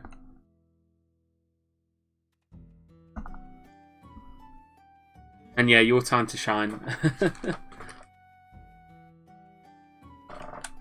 In fact, we'll set the rock craft details as well, so that he makes it out of basil, because that way he won't That way he's not going to make stuff out of... oh, let's have a look at the stuff he's made. He's made an image of Fameless Summerspire. I don't know who that is. Probably another dwarf. View description here. This is a Dwarven Baron he's made one of. He's made a figurine of Dr. Foshington here. This item is a finely designed image of Dr. Foshington the Dwarf in a Warhammer in Basalt by Old Freeport. Dr. Foshington is admiring the Warhammer. So always nice to see those. It's always nice to see, you know, our dwarves depicted in different things.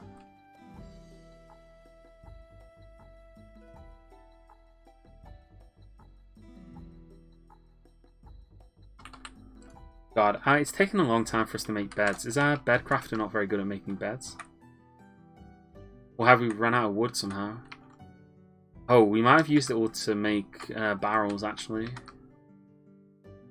I don't think we have we? No, there's still plenty of wood up there. It's just for whatever reason, nobody's taking it inside. We do have a wood stockpile here, so I'm not sure why they're not currently... Oh, unless... Yeah, that's it. It's because the only people who aren't busy at the moment are the miners, so... Yeah, there aren't many dwarves available to move wood around the fortress.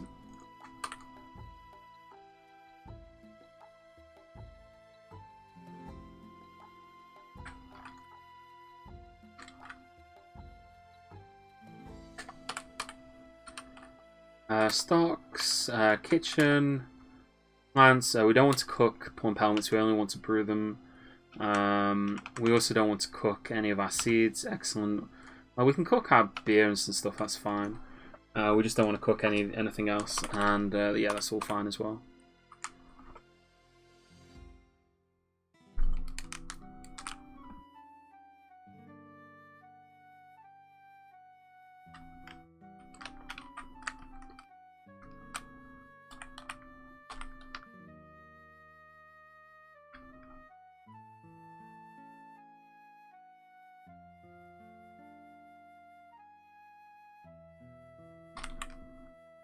Hey, how you been? How you keeping? I'm keeping fine, honestly. I'm starting my new job soon, so I'm trying to get some streams in before that starts. You know, but other than that, it's pretty good. Can't complain. I've been working on some stuff. I'm working on making a. I'm actually working on making a YouTube video. I don't know whether it'll happen or not because every so often I decide that I'm going to make a YouTube video on something and then I end up not doing it. But this time I've gotten further than I've ever gotten on actually doing it because I've actually written some stuff down. YouTube video about. Did you give up on politics screen because the world is so fucked? No, that's not the reason.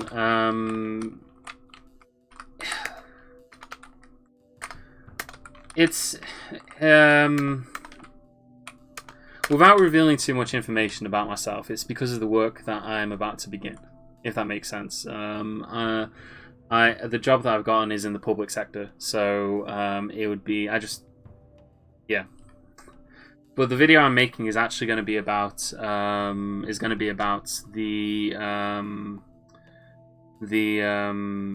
the Red Cross. I'm making a video about the Red Cross. It's going to be about the Red Cross symbol because I've talked about it in the. I wanted to make some videos about different things to do with like international law, about those kind of subjects, and I was going to make a video. It's kind of like I guess you could say like a test video. It's not really a complicated topic. I was going to make a video about the Red Cross symbol because every so often you hear like a story about like a video game developer being told that they have to remove the red cross from their video game. So I was going to make a video about why that happens. And yeah, I studied international law. International human rights law specifically. I didn't study like corporate law, trade law or anything like that. But I studied international human rights law. But yeah, so I was going to make a video on why the Red Cross logo is protected the way it is, and like it was going to be about the history of the logo in a way. I don't know. I think it could be an interesting video. It's a topic that I see sometimes come up. I also don't want to be. Well, I'm going to be a bit rude. I'm going to be a bit rude. When I decided to make a video, I decided to look up because I thought, I bet there's loads of videos on this. I bet there's loads of videos on this. And so I watched all these videos on it that people had made, and I thought a lot of them were really bad. What I mean is like, so there's like loads of videos on YouTube channels with names like Censored Gaming, the channel about how censorship in video games is bad, and they'd make a video, and the video would just be them saying, did you hear that the Prison Architect developers were told to remove the Red Cross logo from their video game? Isn't that dreadful? And then that'd be the entire video. So I wanted to make a video that explained... I just wanted to do a bit more than that, if that makes sense. Like, kind of explaining actually why the symbol is the way it is, and like a little bit of the history of it, because it's actually a really interesting story. It kind of gets to the beginning of the Red Cross as a thing. But yeah, sorry, I'm rambling again. I'm not playing Dwarf Fortress. I'm just talking. Sorry. I say, oh my god, I apologize so many times whenever I stream. I just a really bad force of habit. You know, I remember this when I lived in the Netherlands. I remember going into a shoe shop, right? I went into a shoe shop because I needed to buy new shoes, and the woman, I was trying on new shoes, and this lady was helping me try on new shoes, and she got me a pair of shoes, and I tried them on, and they didn't fit, and I said, I'm sorry, but these ones don't fit. Do you think you can get, do you have any in this size? And then she bought me some others, and I said like, oh, I'm sorry, these ones also don't really fit very well. Have you got any others? And then she told me that I don't have to keep saying sorry. She told me off for saying sorry. And then I said, oh, I'm sorry for saying sorry.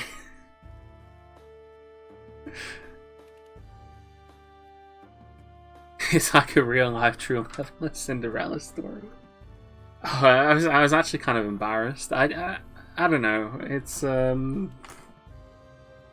I do say it a lot. I say it a lot.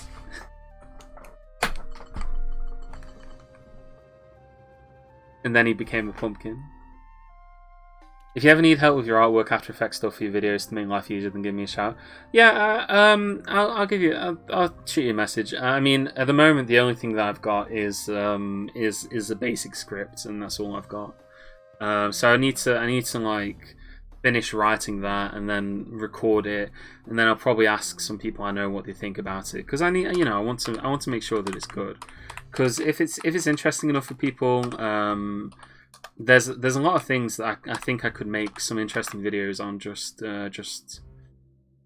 mostly just stuff I don't think people know. I mean, there's a lot of stuff that's kind of interesting that just isn't really known about. So I think I could make some interesting stuff there. You made a dramatic change today. What was that?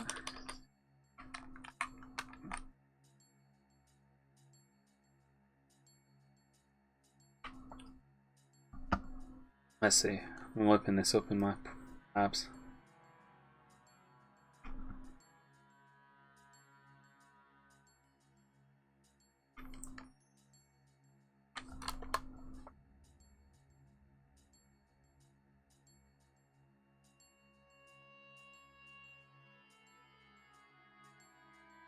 Went from this. Let's see. Let me see the second one. That is quite a dramatic change. Oh, we've got a visitor, actually. Yeah, no, that is quite a dramatic change, actually. Wait, why have we got a visitor? It's really early to have a visitor in the fortress. We do have temples, but I'm kind of surprised that we got a visitor this soon. Who is this guy? He is a traveller. His name is Mebsuth Tombswalks. Let's have a look at his inventory. Does he have anything interesting on him? No, he's just a prophet. Okay, whatever. I mean, he's free to visit if he wants. There's nothing that interesting here yet. My chin looks so small and cold. I mean, I've got like a big kind of bushy lockdown beard because I don't know. I'm a bit childish. I'm a little bit childish. So like at the start of the lockdown, I said, "All right, I'm not going to shave until it's over, until it's officially ended." So I haven't shaved the entire time, and I've got like a really gross and unkept beard that I need to get rid of. Because I'm basically a slob, basically. Whenever I get the chance to be, I'm a massive slob. I had to though. I don't want to wear a mask with the beard sticking out. Yeah, I'm gonna have to shave as well, just basically for the same reason. I'm gonna need to get a mask. I don't have one yet, but I need to get one so that when I start going to work, I'll be able to have it. The outpost liaison has arrived. The caravan has arrived, but we don't have a. We don't actually have a trade depot. I think it's because if I had to guess, it's because our carpenter's been too busy. What we'll do is we'll. Although it says here that he's bypassed our site, that's not actually true. If we build the depot fast enough, he'll still come anyway. Yeah. Because yeah, you have to wear them on public transport though, don't you? Nobody around where I am wears masks, so hopefully the more they see masks, the more they will think about wearing one too. I've seen some people wearing them. I haven't really been out much. I mean, I haven't been wearing one myself, but that's just because I haven't had a chance to like go get one. I guess I've only been to like down the road, you know. Like I went down the road to go get some stuff. Oh, you're in Wales. Okay, yeah. No, that makes sense then. Yeah. I mean, I'm obviously in England, but I'm seeing people with them. Actually, for a little while, right? This is kind of, I guess whoever owned it, whoever ran it, decided that they'd do a little bit of extra, you know, money making on the side. But for a short time, the bargain booze down the road from where I live was selling masks. I remember this. Like they just had them on the counter in a little packet. You could buy a mask. I thought I did consider whether I should buy one then, but I thought that buying one from Bargain Booze would be a bit strange. Then again, if it had like a Bargain Booze logo on it, then maybe I would, you know, because I don't know. Maybe that send the wrong image if I went to work on my first day of work, right? I went to work on my first day of work and I was wearing like a bright red mask that had the words Bargain Booze written across it. I think that'd probably send the wrong message. I'm in like the third biggest city in Wales, which is still pretty small, like 250k people. That's about as many people who live here, to be honest. I live in a pretty small city in England. I just got 2 face coverings, £10 each from a vegan company out of Manchester. Yeah, I need to get a washable one. I don't want to get a disposable one. I need to get a washable one. But that's something I'll sort out closer to the day. I don't start work for a while anyway, so I don't have to do it straight away. All right, okay.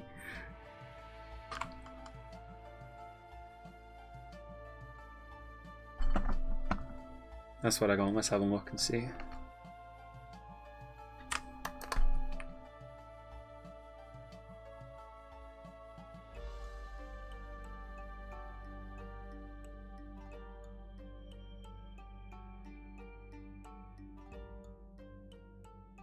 I might bookmark that actually. I'll keep an eye on it. Maybe I'll get it from the same place as well.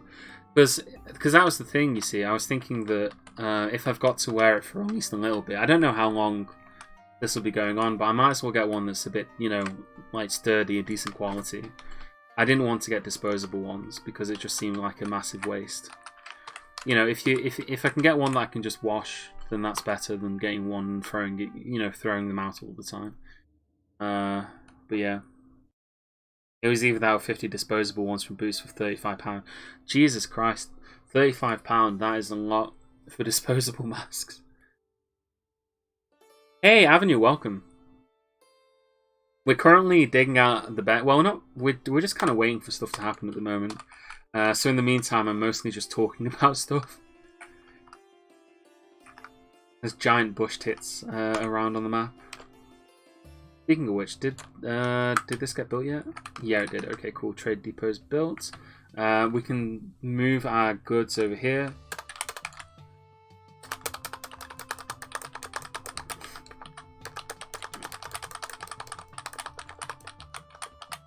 We don't have a bin yet, so we don't have like a we don't have a bin, unfortunately. So this is actually going to take a little bit of time. Really, what I should do is, you know what, that'll be fine. I'll just get them to do it all manually. It won't take them that long. It's not that far away from where they are, and there aren't that many of them. I appear to have missed most of the stream last. Giant bush tits. Giant bush tits. There's several of them. Thank you as well, actually, from Brackfu for the follow. Greatly appreciate it.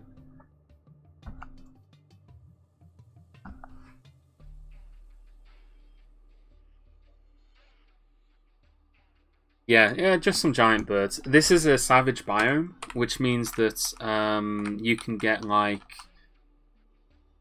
giant versions of animals and stuff. You can also get animal men as well, because it's a savage biome. Although that's not going to be what we need to worry about. You know, this is a dangerous location. This is a fortress in a very dangerous location.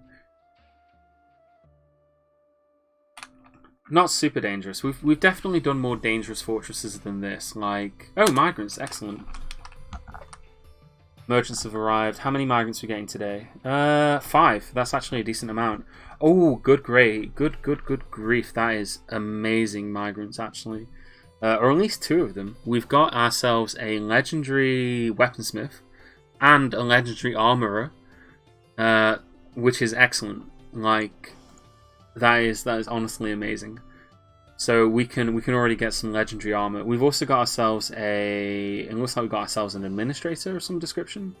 Yeah, an administrator. We're gonna send, you know, he can be our bookkeeper. We've also got ourselves a presser who we'll just make him into the manager. And then over here we've got a woodcutter who is also an animal carer and a novice trapper. I think you can stay as a woodcutter for no. Woodcutting is one of those things. You don't need many woodcutters. You probably need.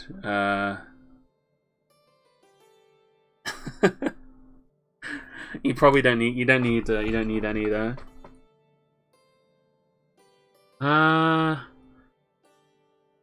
Yeah, I don't know what to do with this guy though. I need to give him something to do. Jeez, God, we'll leave him for now. We'll leave it for now.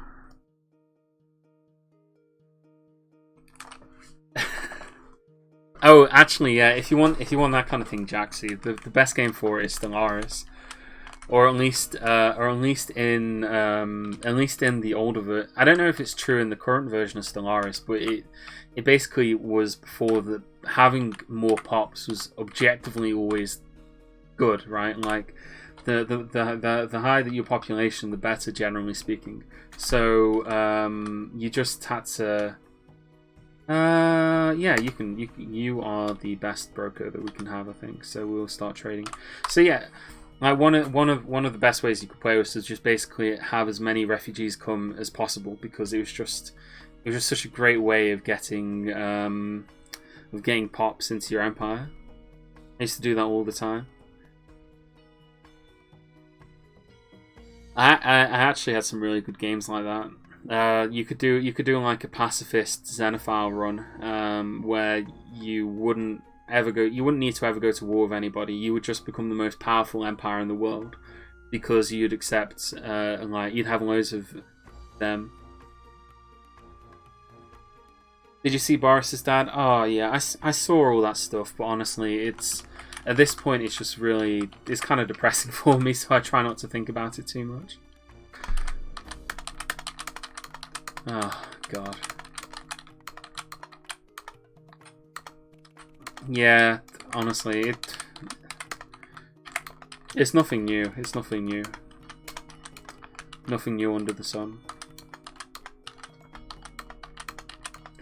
Oh, well. Right, so we've got some stuff here. What are we going to buy?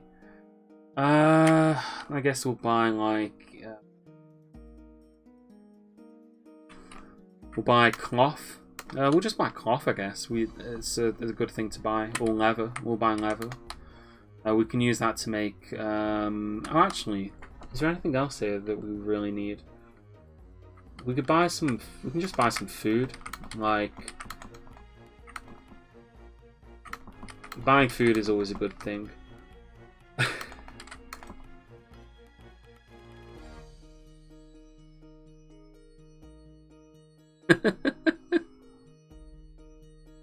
I love some of the foods that they bring you. Like, they bring you some of the like weirdest foods that you can imagine. Like this here, prepared giant earthworm heart. Like, what does a giant earthworm heart even look like? Or giant red squirrel lung. Prepared, obviously prepared.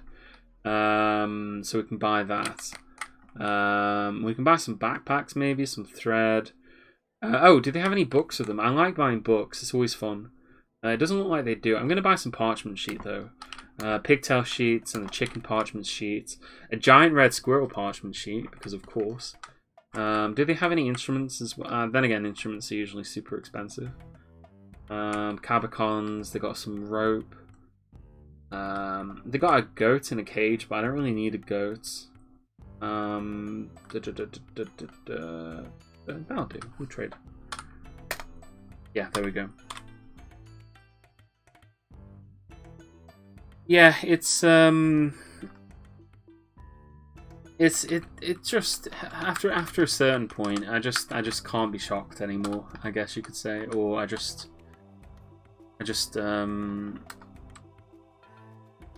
yeah, I just can't be shocked anymore. I guess actually that works. Yeah, that works. I just can't be shocked anymore. After a certain point, I just kind of expect it.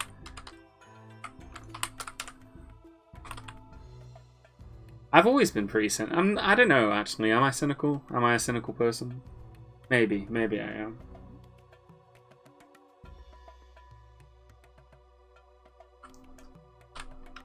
Okay, let's set dudes to engrave all this. Oh yeah, they're still bringing stuff to the depot, so they're doing that instead of doing anything useful. Oh, we also need to make a refuse pile somewhere, because at the moment they're currently just oh yeah, this is going to be an issue actually. We need to set up a system for getting rid of refuse, because we're going to get a load of. Before I forget, let's actually set up our managers. So we need a administrator to be a manager here, and the other one is the bookkeeper. Bookkeeper is going to be Mistum, the presser. Yeah, if anybody wants a dwarf, by the way, just feel free to ask, and you can have your own dwarf as well, or you can use the channel points as well to ask for a dwarf.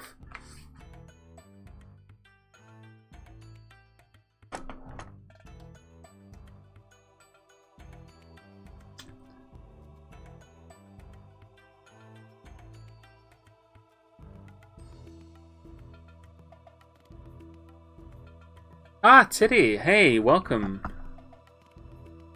Was there a particular kind of dwarf you wanted, or did you just want to have a dwarf, like, at random? We don't have many to choose from at the moment, although we do have a legendary armor maker, and we have a legendary weaponsmith. Jaxie the Dirty Nationalist. Nah, just a random scrub. I think that's a bit too long, Jaxie. I'll just give you a dwarf called Jaxie. How about that? A random dwarf. In that case, how about you can be our manager. We need a manager. Managers are really important because they save me a lot of headaches. Okay.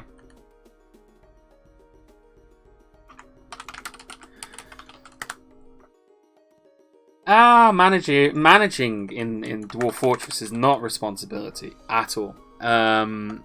All you have to do is tell all the other dwarves what to do. That's it.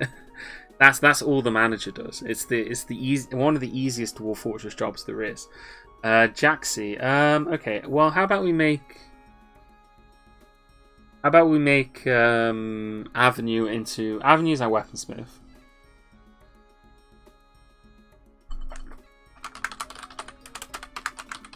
Avenue Phil.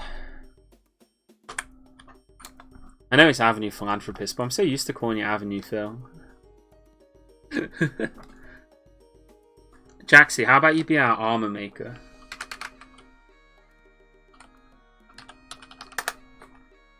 There we go.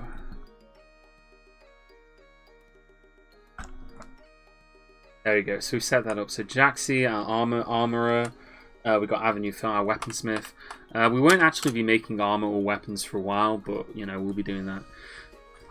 I don't think we'll be fighting a revolution. I think we'll be fighting zombies.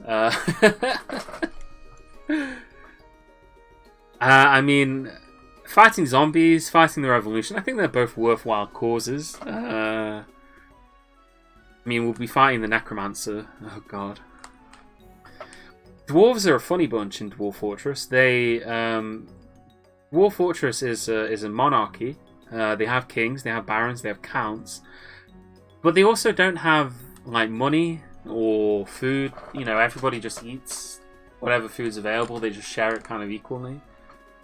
It's a kind of weird society, really. It's not really analogous to anything that you know.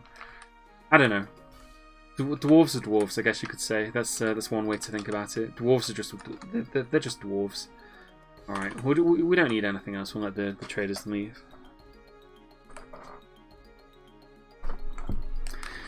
Well, actually, most Dwarf Fortress players kind of despair of like nobles. Nobles are really useless in this game. So like here, you can see this is the list of nobles that we have in our fortress. Managers and bookkeepers, brokers, hammerers, sheriff, militia commander, expedition leader is kind of useless, but the rest of these are all important. But things like mayors, all mayors do is they get shouted at. That's one of the things they do. They get shouted at, and they pass mandates. And what they'll do is like a dwarf will like. So let's have a look at one of our dwarves. It doesn't really matter which one. Jaxie. Let's have a look at Jaxie. K V enter view. Oh wait. Hey, Jaxie, you've killed 2 humans before you came to the fortress. By the way, your dwarf is a human killer. He's killed at least 2 of them. But yeah, so this is like the dwarf's preferences. We can see how the dwarf feels and kind of like what they're thinking of the world and all that kind of stuff. Hold on, let me just get some music on. Let's go for like the Stronghold soundtrack. Yeah, so anyway, this is the dwarf's preferences. So we can see everything there is to know about the dwarf. He has 1 child, his hair is extremely long, etc, etc.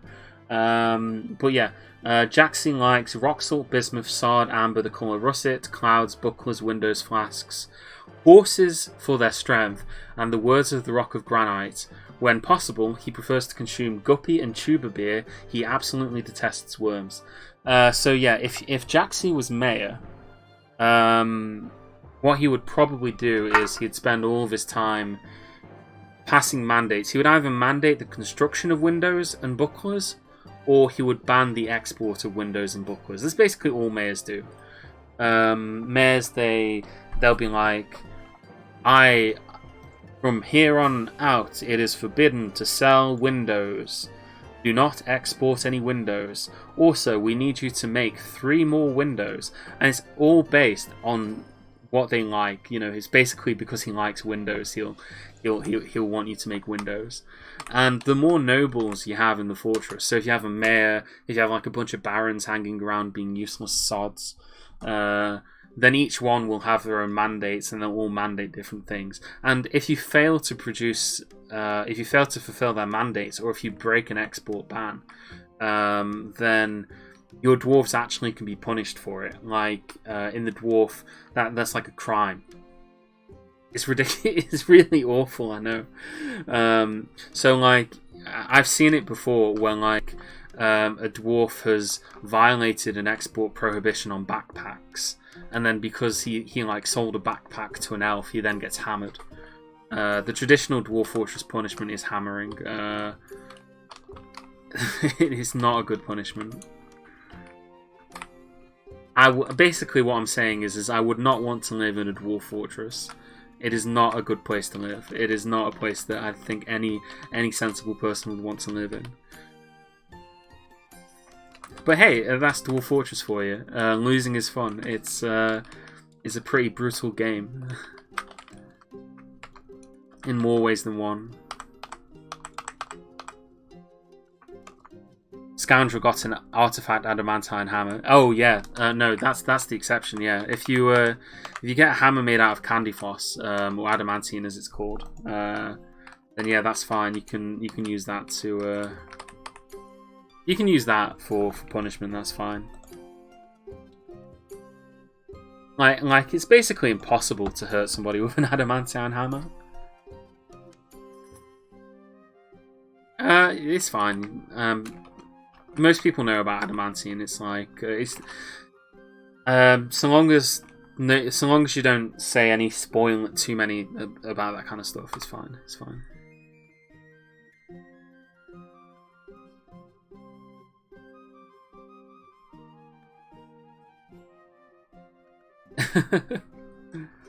Oh my god.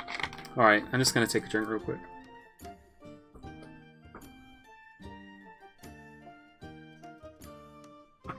Ah, there we go.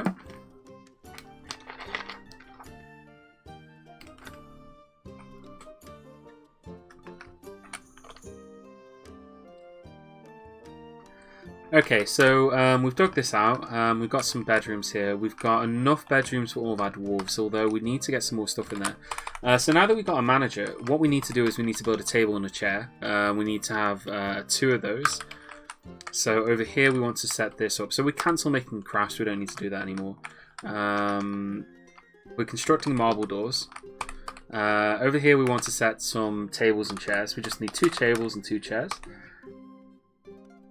Because once we got those up, we can then set our bookkeeper in order to get them to do their tasks. Just having a look here. I do have a mason, don't I? Yes, I do. Old Freeport. Except he was making stone crafts before. I need him to get making doors. Doors are really important. Because every dwarf is entitled to privacy, right? Like, everybody's entitled to their privacy. And if I was sponsored, this would be when I would say something like, And if you care about your privacy, make sure to download NordVPN. Oh god. Does anybody else skip through those? It's so annoying. I understand why they do it, but like you're watching a YouTube video and it's like, oh god. Nah, I don't need sponsors. I don't need sponsors.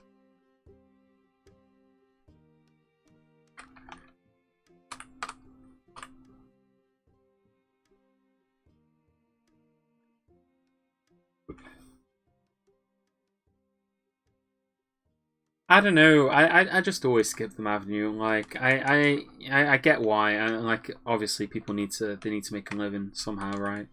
In this crazy world, it's just I don't know. It just puts me off any video when it's like that.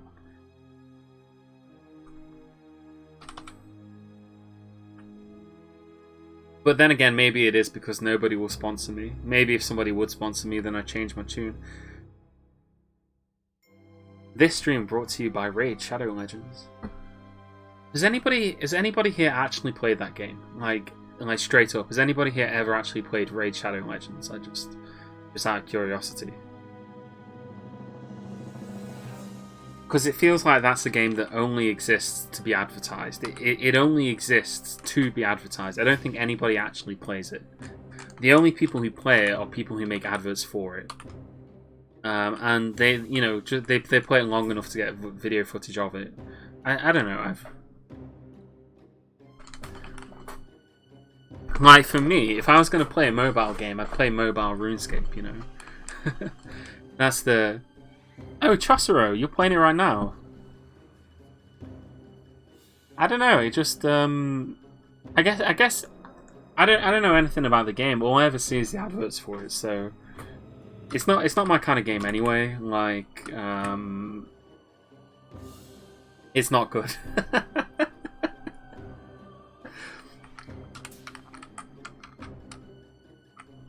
Yeah, if you're gonna play a mobile game, play RuneScape. Just play RuneScape on mobile. That's my advice.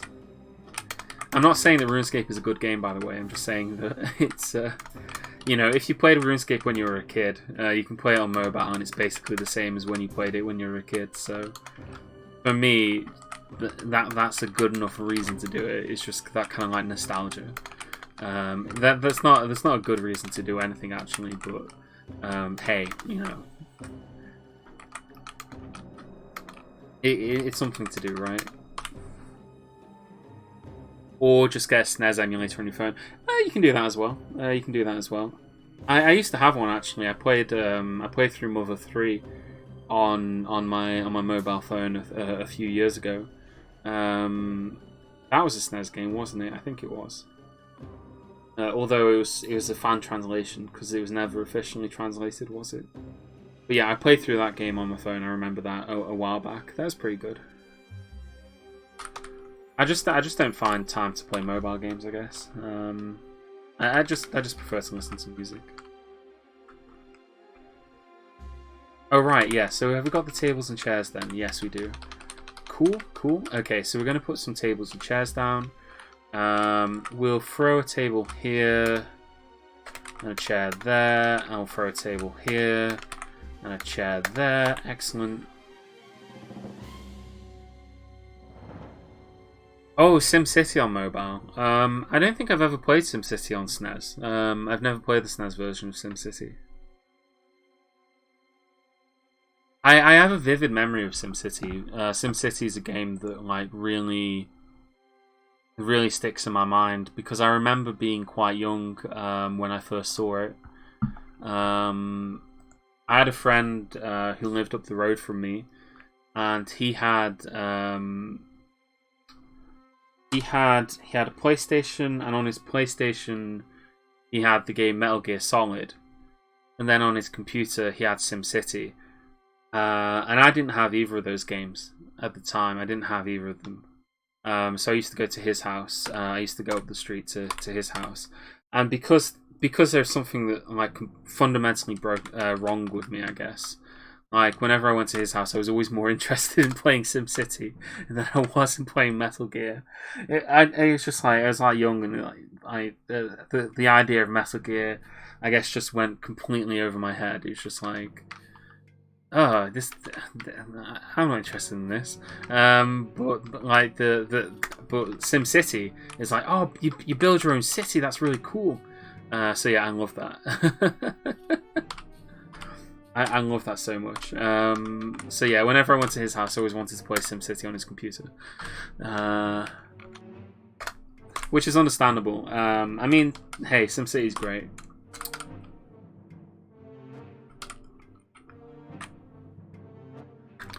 Ever tempted by City Skylines? I've played it. The only thing about it is that the game is... I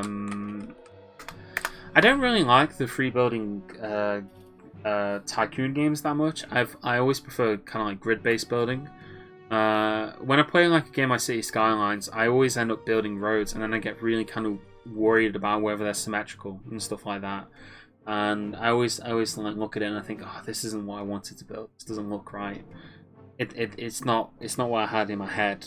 You know, it's not. It doesn't really match my idea. So I love the game, and I played it. I just can't really get into it. I just find it hard to like sit down and just let loose on it. I think because I think too much about like what I'm building, and because of that, I just have to try and make it look right. It's kind of easier to do with a tile-based game, you know.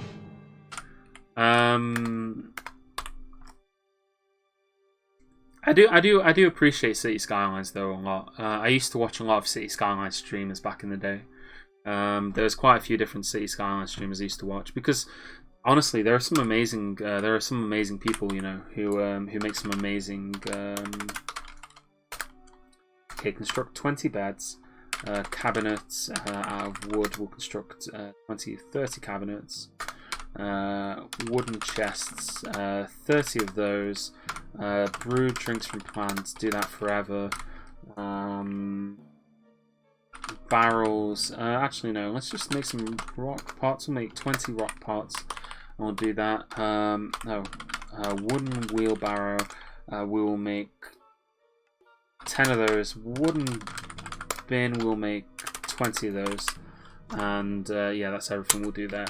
Over here we've got that. We've got all that set up there. We do need to cut down some more trees because we're going to run out of wood. But yeah, I love those kind of games. You know, like the tycoon games.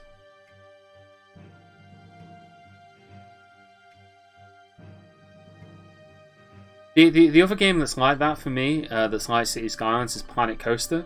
I've watched a lot of Planet Coaster streamers because I love watching people like building like these amazing parks and things. But then whenever I try and do it, it just looks like shit. it just looks like rubbish. It's just rubbish, and I just can't do it because of that. I don't know. That's really dumb, isn't it? I can't help myself, I guess. Has my song stopped or is it still going? It's still going, cool.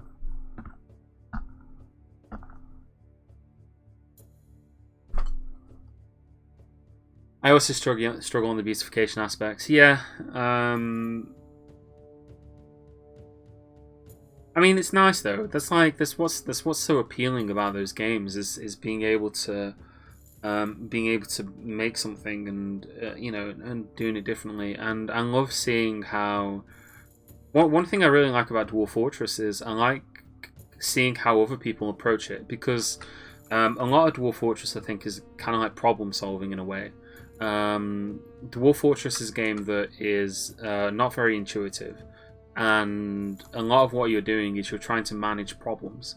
So it's always interesting to see how people approach it, because I have very particular ideas about how I build my fortresses. For example, one thing that I like to do is I like to build very long staircases. I like to have like a central staircase and then have everything branch off of the central staircase. But I've seen fortresses people have done where they've made like really elaborate things, and instead of having like a staircase that just goes straight down, they'll have like only on a couple of levels, but they'll have everything spread out. And yeah, it's really interesting to see how people do these things.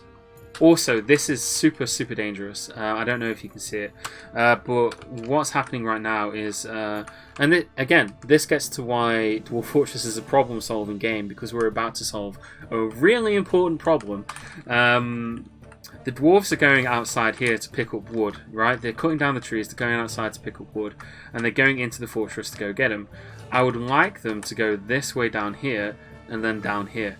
But because it's frozen, because the water is frozen, it's winter, the dwarves have decided that, well, they've noticed that the quickest way to get the wood from here to here is to walk across the frozen river. Now that's fine, so long as the river stays frozen. However, the moment it unfreezes, we're going to get some dwarves, you know, having some very quick swimming lessons. So we're going to stop them from doing this by putting some walls in place just to guide them around and to stop them from walking over this here. Could you just make it restricted? We could make it restricted, but the thing about restrictions is that dwarves don't tend to respect them that much. When it comes to restrictions, dwarves don't necessarily respect like pathing restrictions that much. I mean, they will stick to them sometimes, but anybody who's tried to use them will know that basically every so often your dwarf will just ignore them anyway. So the easiest way to prevent them from doing it, yeah, they're soft limits, they're not absolute limits. The easiest way to prevent them from doing it is to just block it off. You know, the easiest way that we can prevent them from walking across it. I mean, if we do restrict it, then they should stop it. But I mean, I'm just thinking that if we just build a wall there, then they won't use it anyway, because they won't be able to get down there. It won't get them into the area. But yeah, I don't know.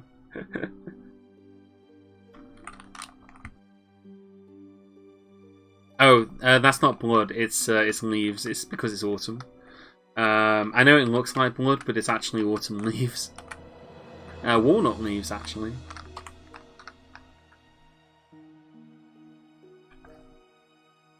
Yeah, I would just prevent. I just prefer to prevent it altogether, and for me, the easiest way to do that, because if we build a wall here, then they won't do it because they won't be able to get through there anymore. So it just prevents them from doing it altogether. But yeah, it's not blood. It's just leaves. I know it looks like blood, but hey.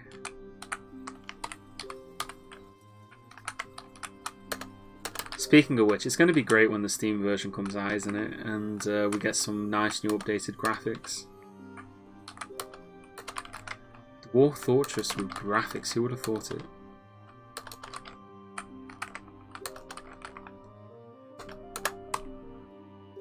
Is this 47.04? No, I think it's 47.03. Intruders, drive them away.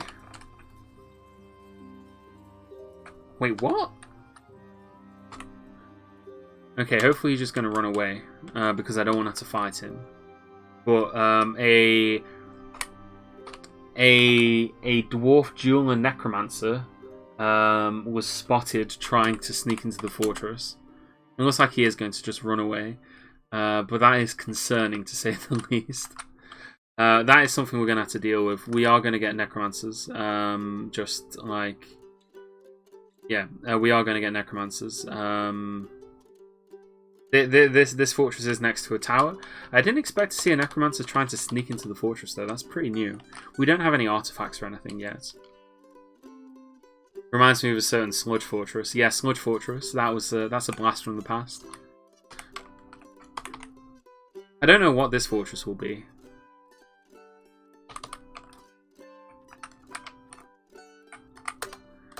Sludge Fortress was a fortress where it rained sludge. Like all the time. That was the defining feature of the fortress, was the fact that it rained sludge all the time. The other thing that was the other defining feature of the fortress was the fact that the sludge turns you blind. Is this an evil biome? Nah, it's a savage biome, just a neutral savage biome. It's next to a necromancer tower though. We can see it here. This is where we are here. Holdings and oh, this wasn't there before. That's a new forest. No, I don't. No, actually, it was there before. But yeah, this is a necromancer tower here. Although it is a human necromancer tower, so I'm surprised that it was a dwarf necromancer. But there you go. Yeah, the human tower of Trick's Strike. Population less than 10. Very deceiving though. Don't believe that when it says less than 10. It's probably actually got a population of well in the thousands. This is the ugly walls fortress. Really? What's so ugly about it?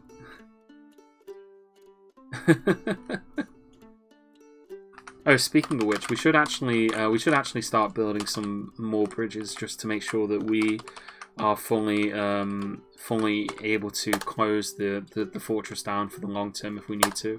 Hopefully, we won't have to close down anytime soon, but we'll set it up just in case. And we already have some levers, so we will put a lever over here. We will make this into a... I'll just use microlean, that's fine. Doesn't really matter which one.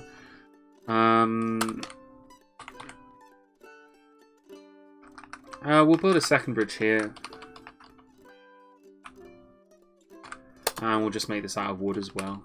Doesn't really matter which kind of wood. Peach wood, that's fine. Yeah, so we've got a bridge here that goes over the water. We'll keep that one down. We don't need to raise that one up and down. But we'll have a bridge here, and we'll have a bridge here. I'm cognizant of the fact that potentially the undead could crawl up through the fortress. Because zombies can... Well, they don't need to breathe underwater. So when the river unfreezes, a zombie could crawl through here and onto this bridge here potentially, and then get into the fortress that way. In fact, we should actually wall off both sides of this just to make that more difficult for them. But we can wall that off, and then that way we can just make sure that it's hard for anything to get into the fortress. Well, I mean, they'll still come anyway. In fact, the other thing we should do here is go up here.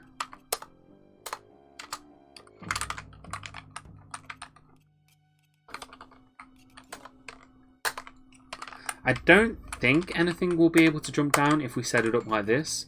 But I don't know for certain, and I don't trust that I'm gonna get it right. So on the basis that I could be wrong, I'm going to set up the extra drawbridge here to make sure that in the event that I am wrong, we do have we have another drawbridge which we can close to keep everything in. We have obviously this over here, but that's fine. If the trade depot ends up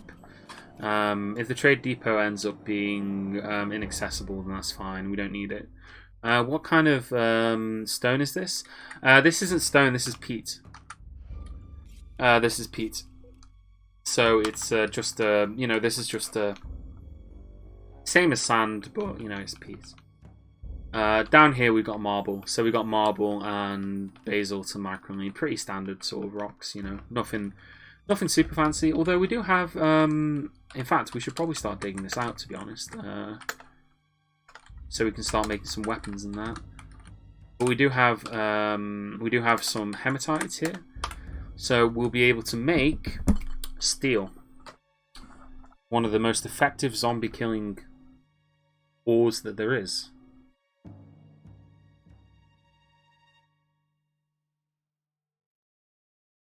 It's actually quite a nice colour. I don't know if you agree with me, but I think this is quite a nice colour. I do. I quite like the colour of this. The only thing is that when we open the cavern, this is all going to become all ugly looking, because that's what happens when you open the cavern. It just makes the whole thing look like a mess. Needs architecture. Architecture inactive. What is that architect doing? We do have one, but I'm not sure what he's up to. Oh, he's sleeping. There you go. Typical. Shame peats can't be used as fuel. Yeah, I mean, we'll use wood. On the one hand, peat would be a very effective fuel. On the other hand, wood has the advantage of pissing off the elves, and I am all about doing things that piss off the elves. I know that's like really petty, but at the same time, sod them.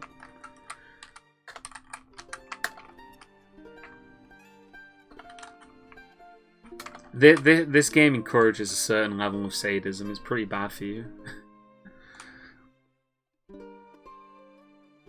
But then again, at the same time they're elves, so and they're not like Tolkien elves. No, they're Dwarf Fortress elves. Dwarf Fortress elves are not like Tolkien elves at all. For a start, Dwarf Fortress elves are as big as dwarves, so they're not tall and serene looking. They live in trees. They don't build any buildings or live in houses or anything like that. And they also eat. They also are cannibals. They eat the flesh of sentient beings. Lovely bunch, lovely neighbours.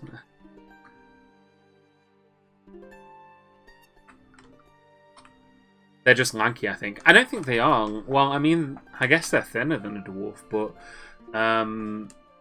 elves and dwarves wear the same size clothes. I don't know exactly how they compare. I just know that if you have clothing that fits a dwarf, it will also fit an elf.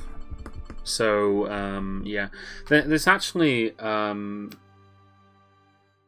that reason, if you're gonna have visitors join your fortress, the best visitors to get are elves and goblins, because elves and goblins both wear the same size clothes. But humans don't, obviously, so yeah. I don't know, it doesn't line up exactly, but yeah. There are some overlaps in clothes sizes, yeah. Basically, what I'm saying is never let humans into your fortress, that's my advice. Yeah, but I think that the attribute system is bugged. Unless it's been fixed in 4.7.04. I know that it's broken as far as weapons are concerned, because dwarves are supposed to be able to use certain weapons depending on how big they are. So it's supposed to be that, like, if you've got a particularly large dwarf, he'll be able to use a halberd, for example. But at the moment, despite the fact that it's supposed to be that way, it just doesn't work that way at all. So a dwarf will never be able to equip a halberd, no matter how big he is. And I don't know if the same applies to clothes as well, but maybe it does. You need the largest dwarf from the largest dwarf server. Is that true? My understanding was that my understanding was that even if you did generate a dwarf who was big enough, even if you did have a dwarf who was big enough from a civilization of dwarves that was big enough, then he would still not be able to wield it just because of a separate book. But I don't know for certain. It's not something I experiment with. I'm sure that there's somebody who knows for certain, but I don't.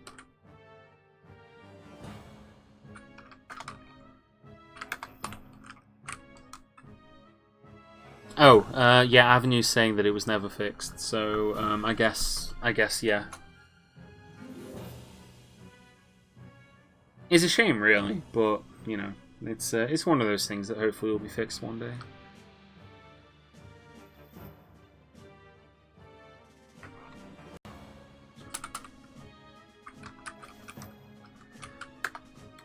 In fact, I'm sure it will be. You know, it's just a matter of time. Okay, so we've got some bedrooms here. How are we doing for food? We're doing fine for drinks and stuff. We've got plenty of other food as well. I'm going to tell them to stop brewing drinks for the time being. We'll remove that. We'll start making these into bedrooms. It'd be nice to get some fishing done. Although, honestly, fishing is such a weird thing. It's such a shame that fishing is as bugged as it is. Like the fact that you can basically, like, you can have like 2 dwarves and between them they'll fish out an entire river. That's like a real shame, I think.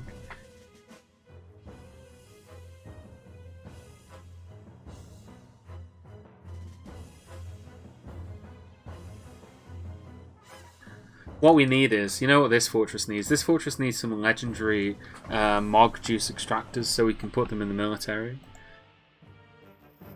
And that's an instant military GC, that is, if ever I saw one.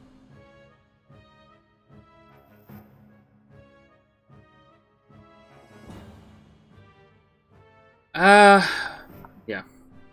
Okay, so that's that. But I think, honestly, I know that we haven't been streaming that long. It's been about 2 hours and a half. I'm going to call it here for today, just because I'm getting a bit tired. But next time we'll stream Dwarf Fortress. We'll start earlier on in the day. So, I mean, this time I had to start a bit later because I had to do some stuff first. But next time we'll start a bit earlier on so that we'll be able to stream for longer, basically. But yeah, thanks for everybody who is here.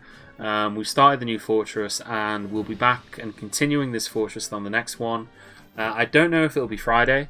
And we will stream Dwarf Fortress on Friday. What I mean is that we might stream Dwarf Fortress again sooner than Friday. It really does depend. I mean, honestly, like that Sims 3 stream from a couple of days ago, I thought that went really well, actually. And I kind of want to go back and do some more Sims 3. It kind of depends. I don't know. What do you guys think? Would you guys want to see more Sims 3? But yeah, that's the kind of thinking. But yeah, so if you've enjoyed it, you know, hopefully I'll see you again next time. Oh, if you want to, you can join the Discord as well. There is a Discord, and you can message me and stuff. And you can tell me, like, ideas to things. I'm always receptive. But yeah, I'll just leave it here, and I'll see you guys again later. Is there anybody that we can raid, or anybody? We could raid Lucky. I mean, you know, we could give him a quick raid. I'm sure he'll appreciate that, right? Yeah, let's send Lucky a raid. Oh, Lucky finished? Oh, okay, never mind. Is there anybody else that we could raid? I don't really think so. I'll see if there's anybody streaming Dwarf Fortress, because, you know. Not really. I'll just leave it here then. Okay.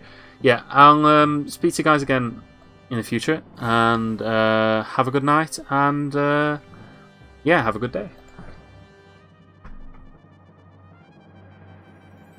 Oh no, Lucky's finished apparently. So yeah, he's he just finished at the same time that I did, I guess.